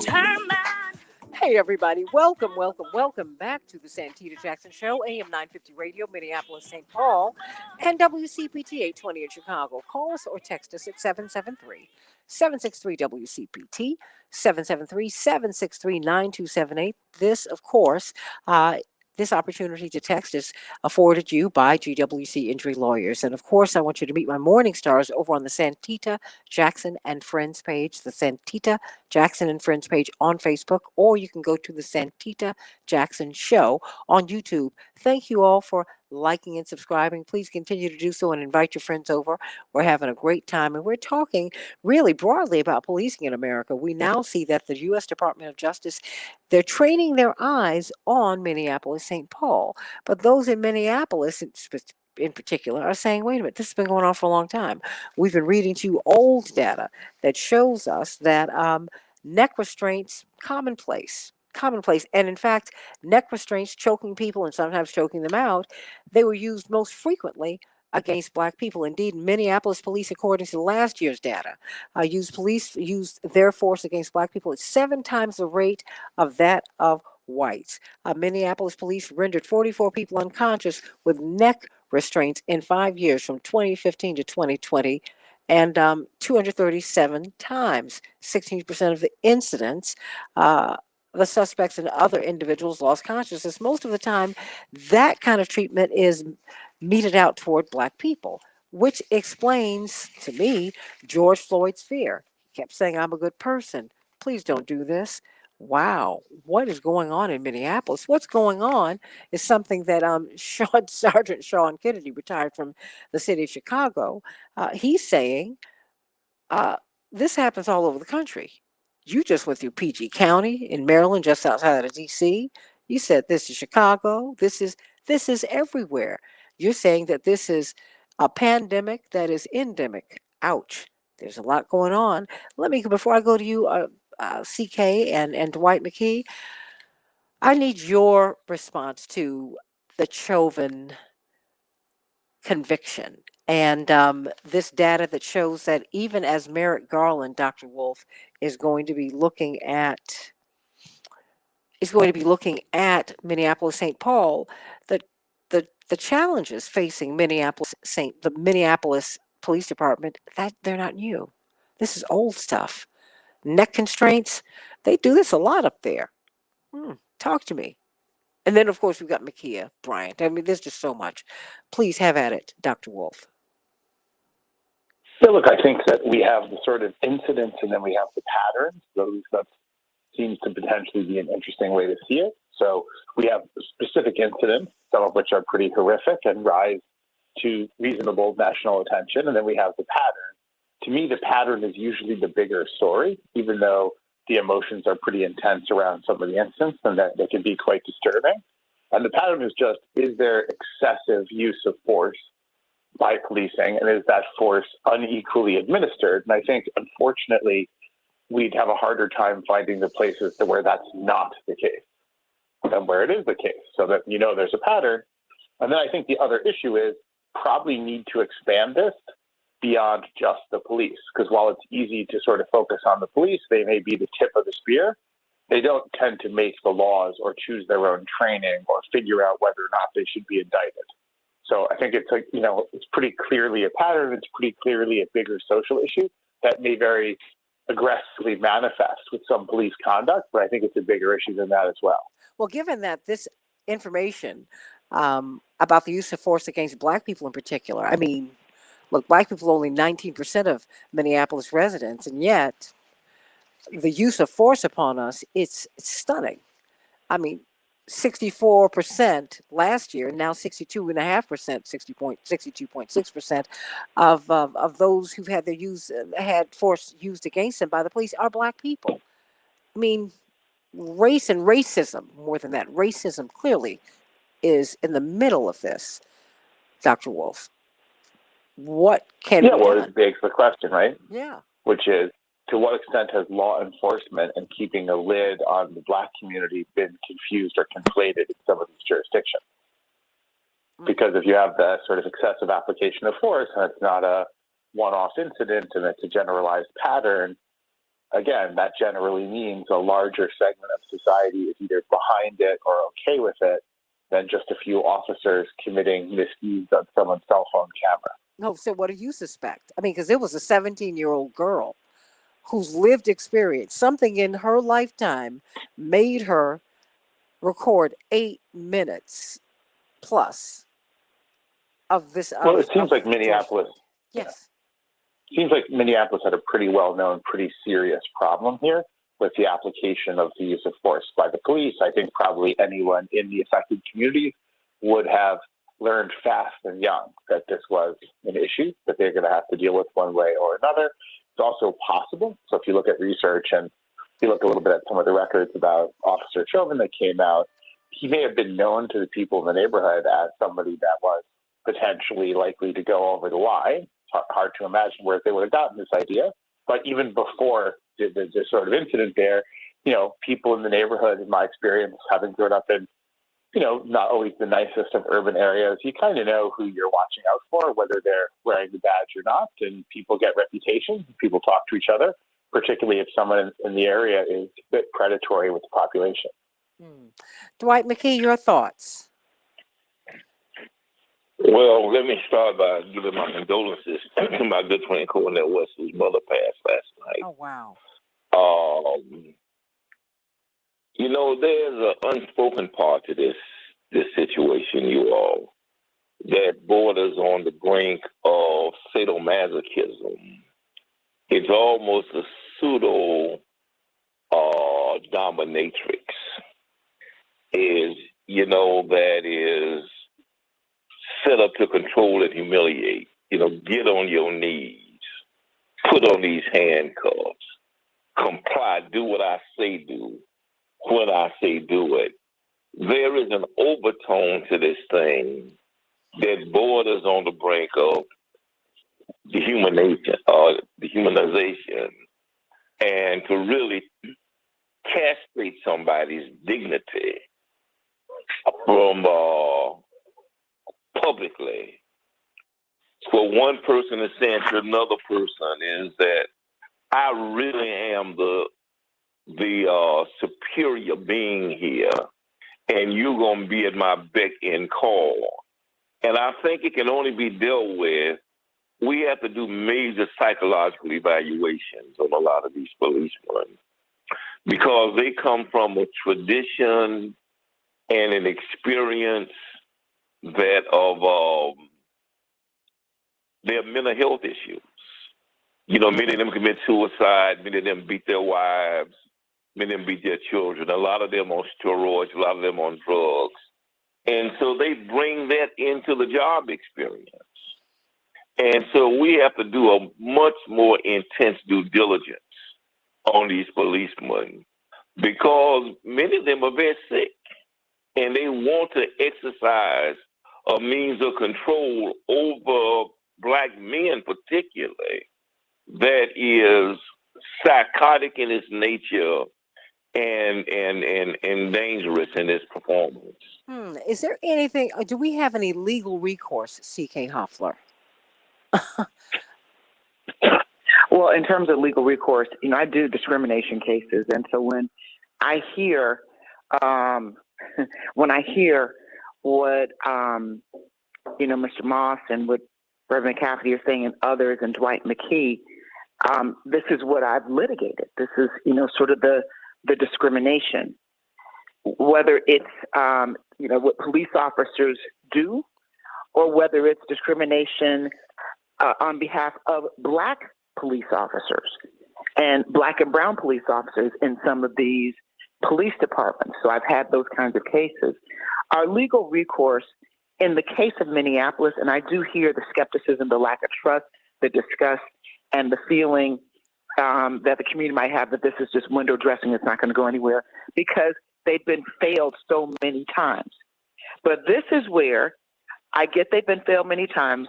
There could be an opportunity, and let's hold the administration's feet to the fire. Let's remember how this administration got elected. Let's remember the promises that were made. We do understand that these are political people, these are politicians, but this is an opportunity for us to, and I know people are weary, they're tired, sick and tired of all the being told one thing and the promises not being kept. But I think we've got to start somewhere. And this is an opportunity. And we're weary, we're tired, we're disgusted, we're afraid. We're afraid for our children. And I'm echoing how I feel. Afraid for our children. It's not just Minneapolis, it's everywhere. And so, but if we have a Justice Department that seems like they want to do it, let's not forget who would be in the Justice Department if she's confirmed and be the number one advocate, and that's Kristen Clark. Now, I do know a little bit about her commitment to doing this. So I think that this is an opportunity. I don't know where it will go, but if we don't try, we will never know. But we can't just stop at that. There needs to be community engagement with what the Justice Department will do, because there's no one better than that community that can speak truth to power. No one. And so the people have to be part of the solution. But there's so many issues. Systemic, part of it is, of course, systemic racism. How do you address systemic racism? Well, you can't eliminate everyone, but you could have people reapply and do some different background things. There are a lot of things that people can do to ensure that you're getting police officers who are fit to be police officers. We don't need people who are beating their wives and trying to make a point and hate Black people and all that. That's not who we need in our communities. And how about getting police officers from our communities? How about that? Making sure that the police officers live in the communities that they are serving. That would, I believe, also make a difference. There was a time when it was that way, but it's not anymore. So I think there are a lot of things. I just believe that no matter what's happened in the past, we have to learn from the past, and that informs what we do in the future. But when an opportunity comes up, let's see, because we are in such a crisis, and we have to fight back on all levels, on the community level, on the legislative level. Stop electing people who are not putting forth our agenda, who are going against us. On the executive level with the administration, all of those things, we have to do all of that for there to be meaningful change. But the community must be engaged. Otherwise, it's not going to work. Retired Chicago Police Department Sergeant Sean Kennedy, who's the information officer for the National Association of Black Law Enforcement Officers. How are these investigations supposed to work? It seems like this is in the culture. I'm trying to figure out what are we supposed to do here? How can changes be made? I mean, what changes need to be made? What do you expect the Attorney General to do? I know I'm throwing a lot at you, but I'm just, we talk about the abuses of power by police all the time, and is the needle moving? In my opinion, the needle is moving very slowly. I listened to your guest talk about how some police officers treat the Black community, and it's true. Some treat them as far as trying to embarrass them, do what I say, get on your knees or whatever. And I think about my time as a supervisor. Like one time I happened to come across an officer who had a Black subject handcuffed and sitting on a curb. By the time I came to the scene, knowing that he had been out there for several minutes, it's like, why is he sitting here? Put him in your department vehicle, because and his intent may not have been to embarrass them, but I'm going to see something as a supervisor, especially as a Black supervisor, that someone else may not see. So I'm going to make sure that you're not trying to publicly humiliate this person, even though that may not be that person's intent.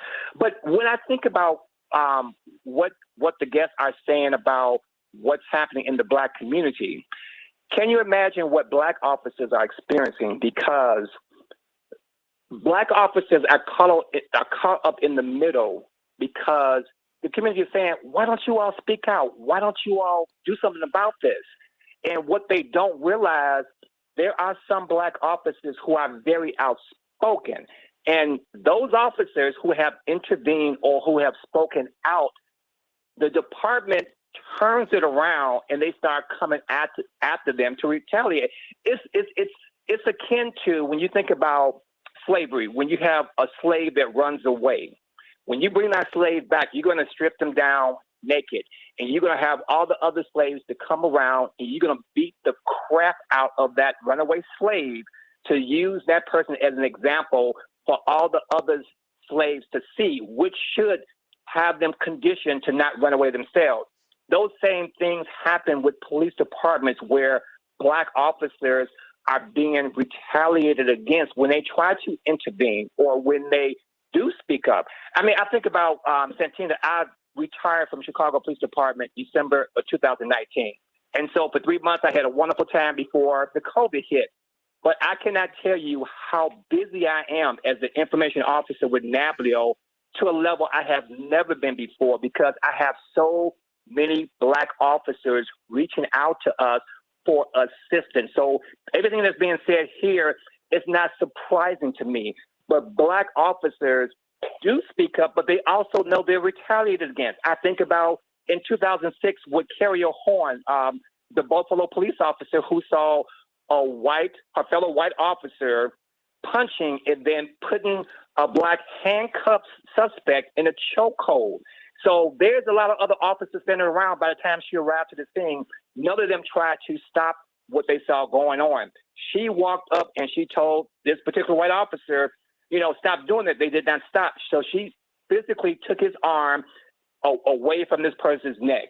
So the white officer turned around and hit her in her mouth, and then the other officer stepped in. Well, because of her saving this Black man's life, her department turned around and brought up trumped-up charges that you interfered with an arrest.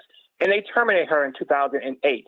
So as of April the 13th, Judge Dennis E. Ward ruled in her favor 15 years later and reinstated her in the police department. But for 15 years, this officer who did the right thing, she was ostracized. She was homeless. She was retaliated against for doing the right thing. And that has a lot to do with George Floyd, because what happened to him, you had officers on the scene who did not intervene. So the reason why some officers will not say something or speak out is because there has been a pattern that we're going to turn things around and come after you for speaking out or for crossing that thin blue line trying to help someone. And it's ridiculous, but it's the reality that Black officers live through. And it causes a whole nother level of stress for Black officers. It's incredible. Brad from Elk Grove. And Santita? Yeah, yes, no, Santita. Yes. I have represented Black and Latino officers who, and exactly what he is saying, many of them, one whole police department in the Palm Beaches represented a few years ago. And what he is saying is real. They feared for their lives when they would go out on the beat. Not only were they treated like dogs in the police department, getting the worst assignments, not getting this, not getting that, but when they went out, the other officers, because they complained about how badly they were treated, they complained how badly suspects were treated if they were black and brown. When they went out on a beat, they feared for their lives because they didn't know if that was going to be an opportunity to be retaliated against, because many of them had experienced that retaliation. So that's real. And to my sister officer in Buffalo, New York, where I am from, if you are from a community like Buffalo, which is probably like, there are a lot of cities like Buffalo, but being from a community like Buffalo, it is very tough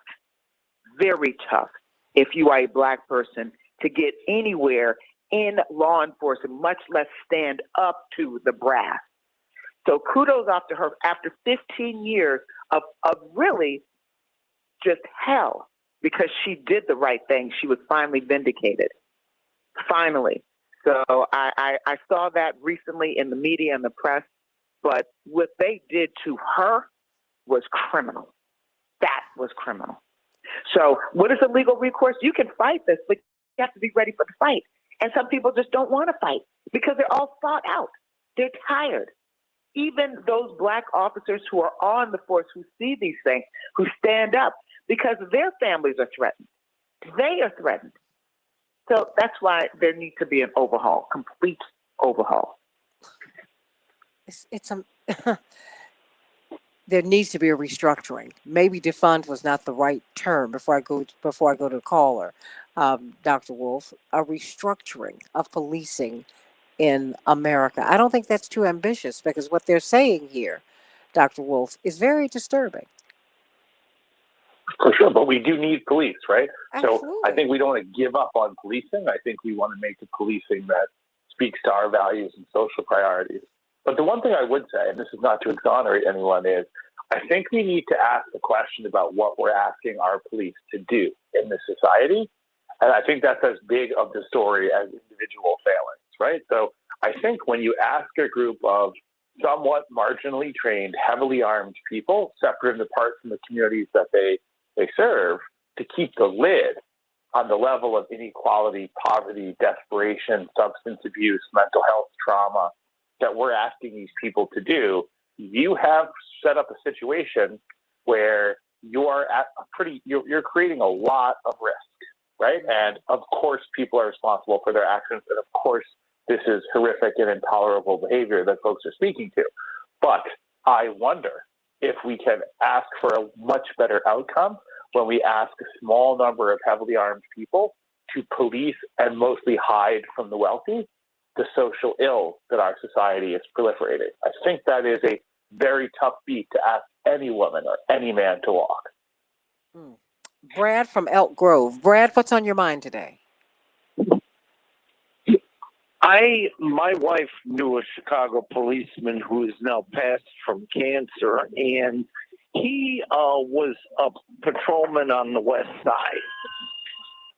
A number of years ago, there was an incident on the West Side, which you may recall, where a large African-American man was suffocated to death by a Chicago policeman. I want to place this, I don't know if it was the late 90s or early 2000s, but this particular white cop knew the guy that was involved with it, and he basically knew he killed him, and he said nothing. But what this particular white cop had, his attitude toward African Americans on the West Side, it had nothing, they weren't property.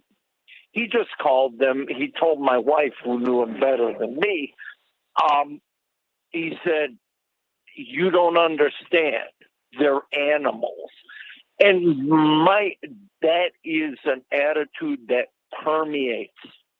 They don't even view them, at least, if you think about a slave, they have value. An animal doesn't even have value in their for whatever value system. And I just think that is more common than most people realize. And you look at Laquan McDonald. Why do you empty your revolver into him? Because you're taking target practice on an animal. And look at Jason Van Dyke. Look at Eric Chauvin. Look at these people when they're in court. They are as calm as, they got a poker face. They don't show any emotion because in their mind, they did nothing wrong. And I firmly believe that is more than deeply entrenched. It's almost in the DNA of a lot of white policemen. And I'll take my comments off air. Wow, I only have about a minute left. Sergeant Kennedy, I'm going to give it to you. 1 minute. Have at it. Sure, I'll take it.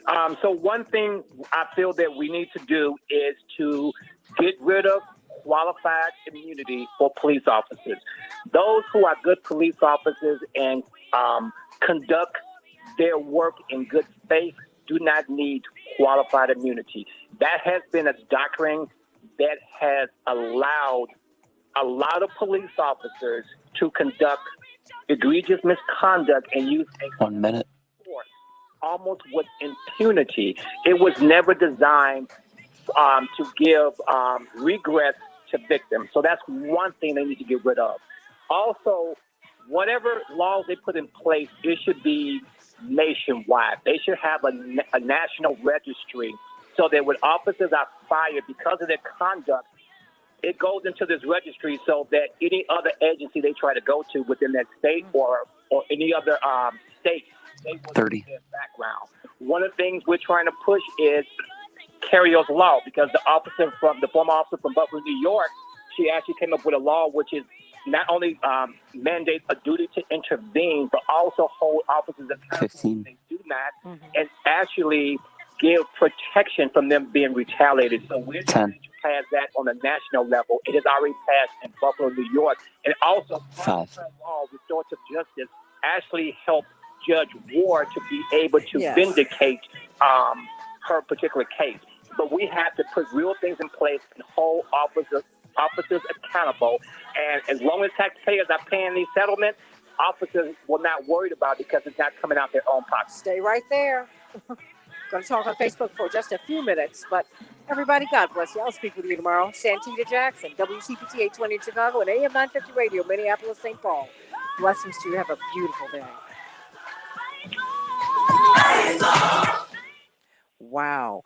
So, because I'm wondering about these settlements and how they impact, how they're impacting all this violence against citizens, Sergeant Kennedy. And I'd like to have everybody have a stab at it, if you will. No pun intended. I'm not a violent person. Before we go, do you think that somebody should just say, you know what? You can't pay me for killing my son, daughter, husband, wife, partner. I want some accountability here. Because it's the taxpayers who are on the hook for this, Sergeant Kennedy. Right. Exactly. So in essence, taxpayers are paying for you to kill their loved ones. That's what's happening. And I think the only way this is going to stop is if officers are sued punitively, where each officer is required to get out their own personal insurance, the same way doctors get out malpractice insurance. You have to hold officers personally accountable. If they don't have to worry about paying out their pocket, what's the incentive to stop those rogue officers from doing what they're doing? There is no incentive. If you're talking about true accountability, you have to hold officers personally responsible and accountable for any type of egregious misconduct. Wow. Dwight, it sounds you've been saying that, Dwight McKee. I've been saying that, and the unions, that the unions that half of the punitive amounts, because these pension funds are, the key to these guys and these unions do. So they having these this unlimited budget to fight these cases. But if they have to pay half the punitive cost to unions, and they begin to see those pension funds dry up, they will have to reassess their approach to just miscellaneously shooting somebody, and knowing they won't get impunity from that. I was thinking quickly. I was thinking when you talked about the punitive side of this, of Renard Robertson and the way Daley treated the African American Patrolmen's League and Serbico, who the police ended up killing because he wouldn't cooperate. That this tradition goes back a long way, and until we build an incentive that protects these policemen to do the right thing, it's going to always be this code of silence because they feel so vulnerable that even when they want to do the right thing, they don't feel like they got cover enough to be able to do the right thing. You know, and I say whatever their color, quite frankly, because I've seen corruption and nobility, in every human representation, and something's got to be done, Max Wolf, because even Pat Robertson got in on the Chauvin decision before it came down. He said, "Look, put all these people who misbehave under the jail." In the Chauvin case, he went through all these cases. He said, "Look, put them under the jail because this will undermine policing in America. You will have no respect from the populace. You will have no authority, and you won't make it." Dr. Wolf. Cool. Yeah, I'm not sure that I'm always in agreement with Mr. Robinson. There's a first time for everything. Sure. I would say one thing about the pensions, right? And this is not to be difficult. I think you want to be careful about taking away people's pensions in public sectors because there's a lot of effort to do that with less enlightened in its base motivation. But I do think people have to be held accountable. There's no disputing that, right? I do think people have to be held accountable. And I think who we recruit, how we train them, and how you get promoted as an officer probably needs to change. Because I think who you're selecting for these jobs, how you're training them, and how they're getting ahead in these positions has been born of some of the same cultural problems that are coming to light in this discussion, right? So probably do need a significant shift. But the other thing I think you kind of have to confront is if you're asking a small number of heavily armed people to police and suppress a group of people who are angry because they have no chance and they live with poverty and substandard housing and substandard schools and lack of access to medical care, we can still do better than this, but we can only do so well until we tackle those things too. Spike Moss? I totally. I'm sorry, Dwight. Yes, Dwight? I totally agree. When I say the pensions, what I'm talking about is that right now the public bears the blunt of paying the fees. If in Chicago, for example, $500 million has gone to paying settlements for cops who have killed or beat or maimed the citizens. If those pension funds or those unions had to be accountable for half of those payments, then they themselves will begin to identify those officers which have been out of control, who they have to pay for over and over and over again, and they would purge them themselves. If they know that you got one officer with 20 infractions and he's cost them $200 million, and they see that their coffers being diminished, they'll take the initiative to purge that officer from the force rather than protect him because they have impunity. Spike Moss? I understand that. Oh, yeah, Mcafee. No, please, go on and respond, Dr. Wolf. Well, I absolutely understand that, and it makes good sense. My point was just more, you don't want to mingle the pension damage because the other person doing the right thing should keep his or her pension. And I think the sanctity of public employee pensions is about to be stress tested with mostly very negative social effect. Spike Moss? I was listening really intensely today. Everybody's hitting on the right things. When I listened to the officer when we brought in that Justice Department mediation almost 7 years ago now, they were mandated to tell the truth on everything. And I acknowledged on your show, they admitted white officers come through with assault and haven't been brought to court, and assault while they're in uniform. They admitted they were alcoholics and drug addicts.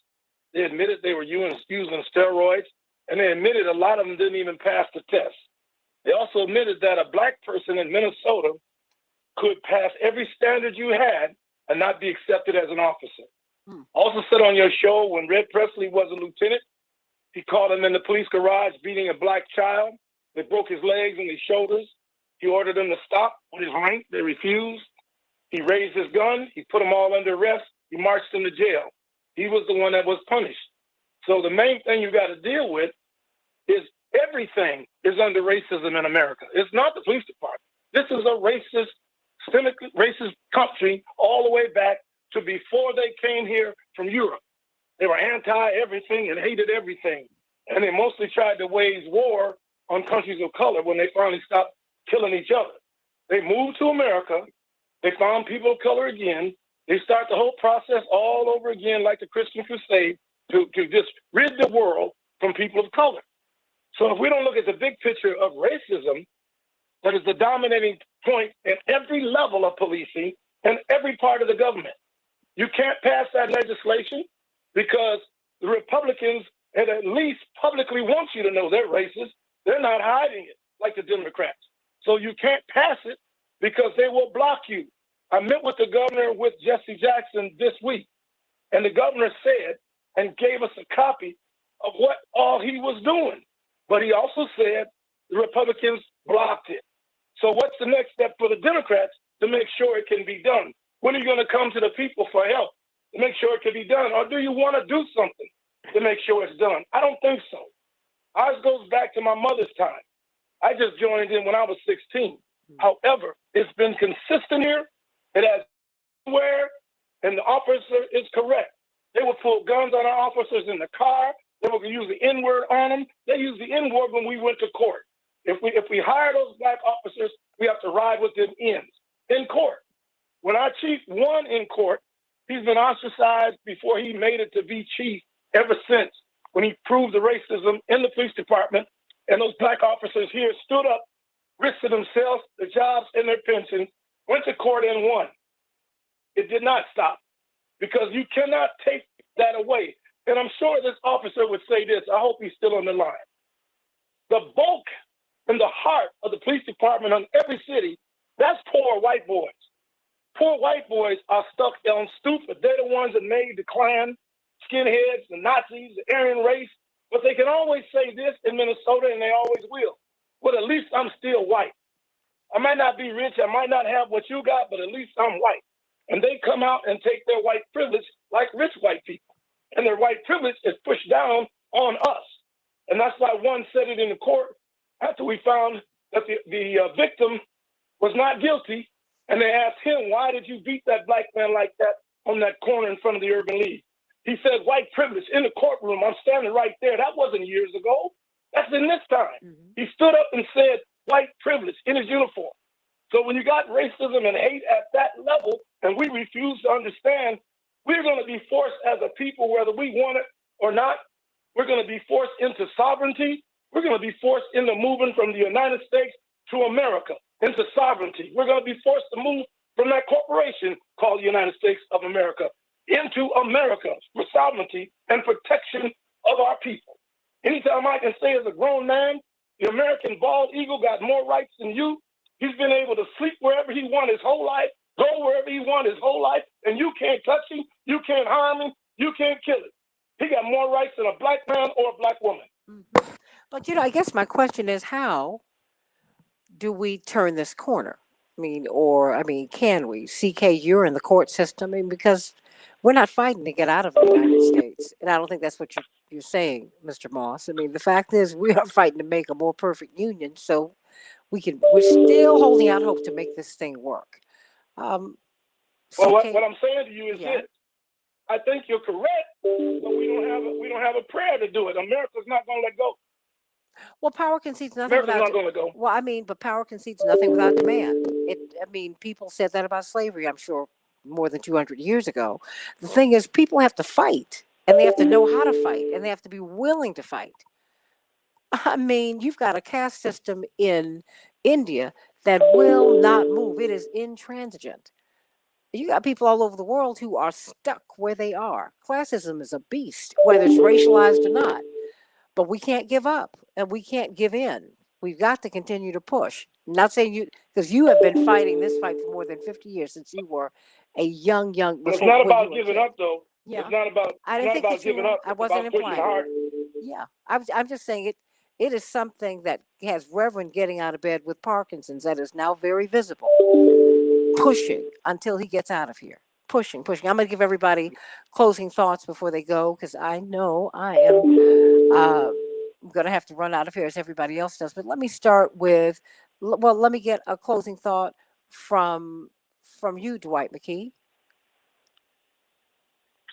Well, we have to understand that America is not futurism. Is that is not going to be a utopia, and whatever we do, it in America is going to always be saturated with the sins of real people and people of goodwill and evil people who are trying to control other people and people who are trying to do the right thing. It's a real society, and so we fight to win. But in our fighting, we know that there's always going to be a counterculture. There's always going to be a backlash. We bring the fire and they're going to bring the water. And that's the dynamics of history. That's the thesis and the antithesis. So our expectation is to win these battles as we can win them. Maybe win, maybe lose the war, but we keep fighting. Understanding, though, that this thing is not going to get right till Jesus comes and make it right. Until you get people of goodwill who are really born again, who committed to do the right thing, we're going to be going through these waves of evil every generation for as long as there are people. C.K. Hoffley, your thoughts? Well, I think we have to keep on fighting. It looks I feel gloom and doom. We feel a sense of desperation. Even I believe the verdict was a small victory, a very small victory, and an opening for us to do more. And I just think we have to keep on fighting. For those who have been fighting for decades and years, we just join the fight and pick up the mantle and bolster and be there to support and continue the fight. And I think that we have to fight on all levels. I don't think we can give up. We know what country we are in. We've lived in this country. We've all experienced it. But we still have to fight because there's another generation. My fight is inspired by my children. And I don't want my children to have to experience some of the things that I'm experiencing in that. I mean, we shouldn't go generation after generation doing the same old silly stuff, experiencing the same thing. There's got to be a difference. So for me, it is so that my children could live in a better place and have a better existence and not fear for their lives every single time they go out and leave my house or my older one going to college. That's my anxiety. And that's probably every parent's anxiety. And I'm tired of it. So fighting to me is the way, whether you have a voice to fight in the courts, whether you have a voice to fight in the streets, whether you have a voice to fight inside government, whatever it is, the fight needs to continue. And we need to do it on all levels. There's not one solution, but I think multiple approaches that are well coordinated will result in change. Change is slow. And we're sick and tired because so many people are dying as we speak because of the same nonsense. So I think we just have to keep on fighting. I'm pleased as we were about to get the verdict in the Chauvin case. Makia Bryant is shot on a lawn. I mean, and there'll be a lot of discussions and debates about what happened. We still don't know what happened. We do. I'm just trying to figure out if it's your beloved on the other side of your gun, what would you do? I think our actions would be very, very different. I really, really do. And so, I don't know. I mean, give me some closing thoughts, Dr. Wolf. With Look, all I we're think doing. social improvement or social change is much more of a process than a destination, right? And so I think people can generally feel better and be inspired to better things when the movement is in the direction that their labor is strained for. And it's hard to be optimistic elsewise, right? But I do think that we're just seeing a particularly brutal, particularly ugly manifestation of the bigger social problem.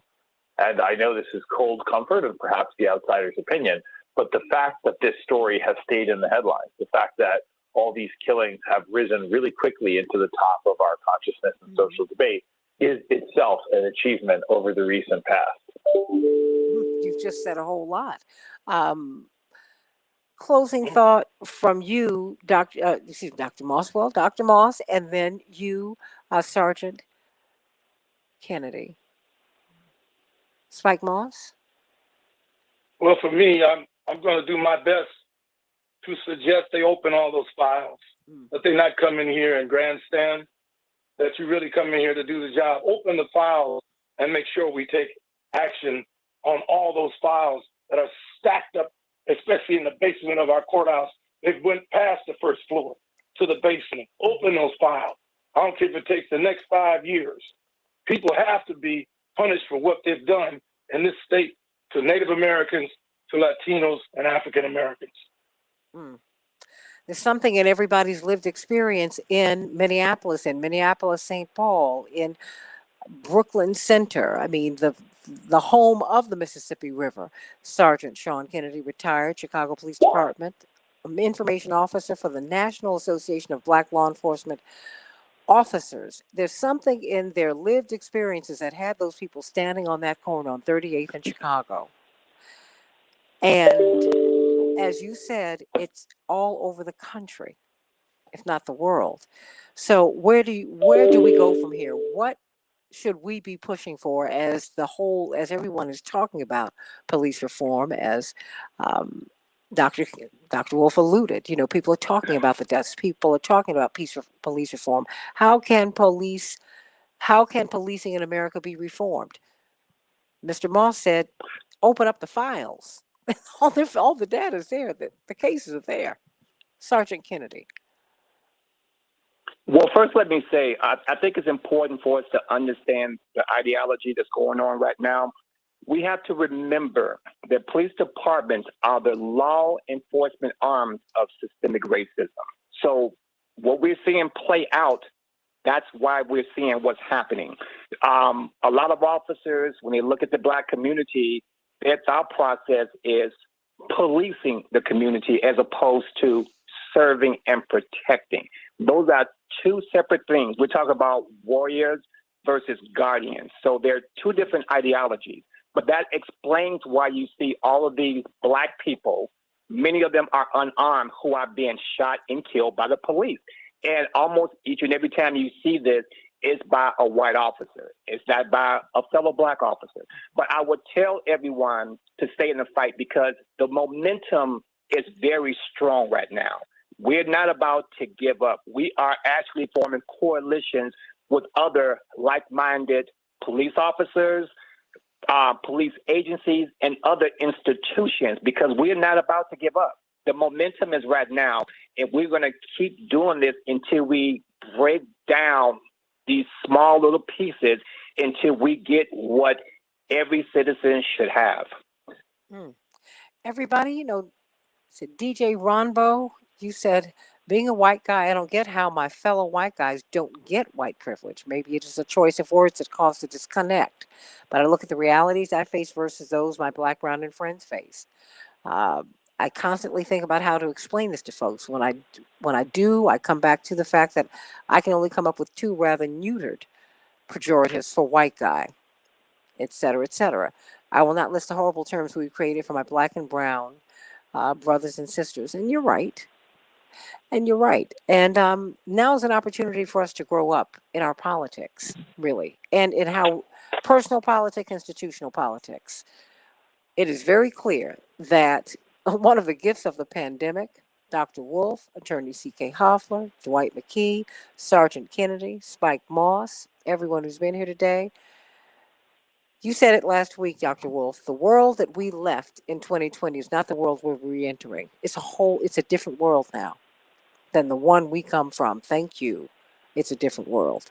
It's different. And we're at an inflection point. We have an opportunity to make a new world, to make not just a new world, to make the right world. Dr. King's point was to create the beloved community. I keep going back, Dwight, to the mission statement of the Southern Christian Leadership Conference. And the Southern Christian Leadership Conference had Christians, Jews, Muslims, atheists, agnostics. It had everybody. It was to save the soul of America, period. Dr. King despaired toward the end of his life of integrating his people, black people, into a house on fire because he saw the militarism, the racism, the materialism. He said, this is choking America. It's killing us. Not just racism, but materialism, classism, all of this. We have to really look at ourselves. Let's take a look, everybody, and let's not get better. As our friend Dwight McKee, Mickey Warren said when he was in the hospital, the doctor walked in, I was there. They said, we're going to do this, this, that, and the other, and we're going to make you better. He said, then give me my clothes and let me out of here. I don't want you to make me better. I want you to make me well. America, it's the time to get well, to get right. Period. Nothing else will do. I'm Santita Jackson. I love you, and I love my whole panel. You all have been great. Thank you, Dr. Wolf, for availing yourself to us every Thursday. One of these days, we want to get back. One of these days, we want to get back to the economy. But the great thing about your brilliance is that you can talk about everything, and that's what we have to do. I think whatever your particular discipline is, we're all part of the world, everybody. We all need to be a part of these conversations, whether you're lettered or unlettered. I always learn a lot more from the guests than I add to the conversation, so I appreciate the lesson. Oh, you are sweet. But I learn a lot from you all every day, and I take it and I use it every day. But I give you the credit, CK, at least the first time. Ow! Everybody, I love you. God bless you. Thank you, Paul. Wonderful show, everybody. See you tomorrow, Lord willing, on the Santita Jackson Show. But tonight I'm going to be with Pastor Tisha Williams. We're going to be having a webinar. And the question is, why is your butt so big? Not with two T's, but B-U-T. All of the blocks you put in front of your blessings. We're going to talk about that tonight at 7 o'clock Eastern Standard Time, everybody. Don't want you to miss it. I love you. God bless you. Have a wonderful day, everybody. Be safe, be well. God bless.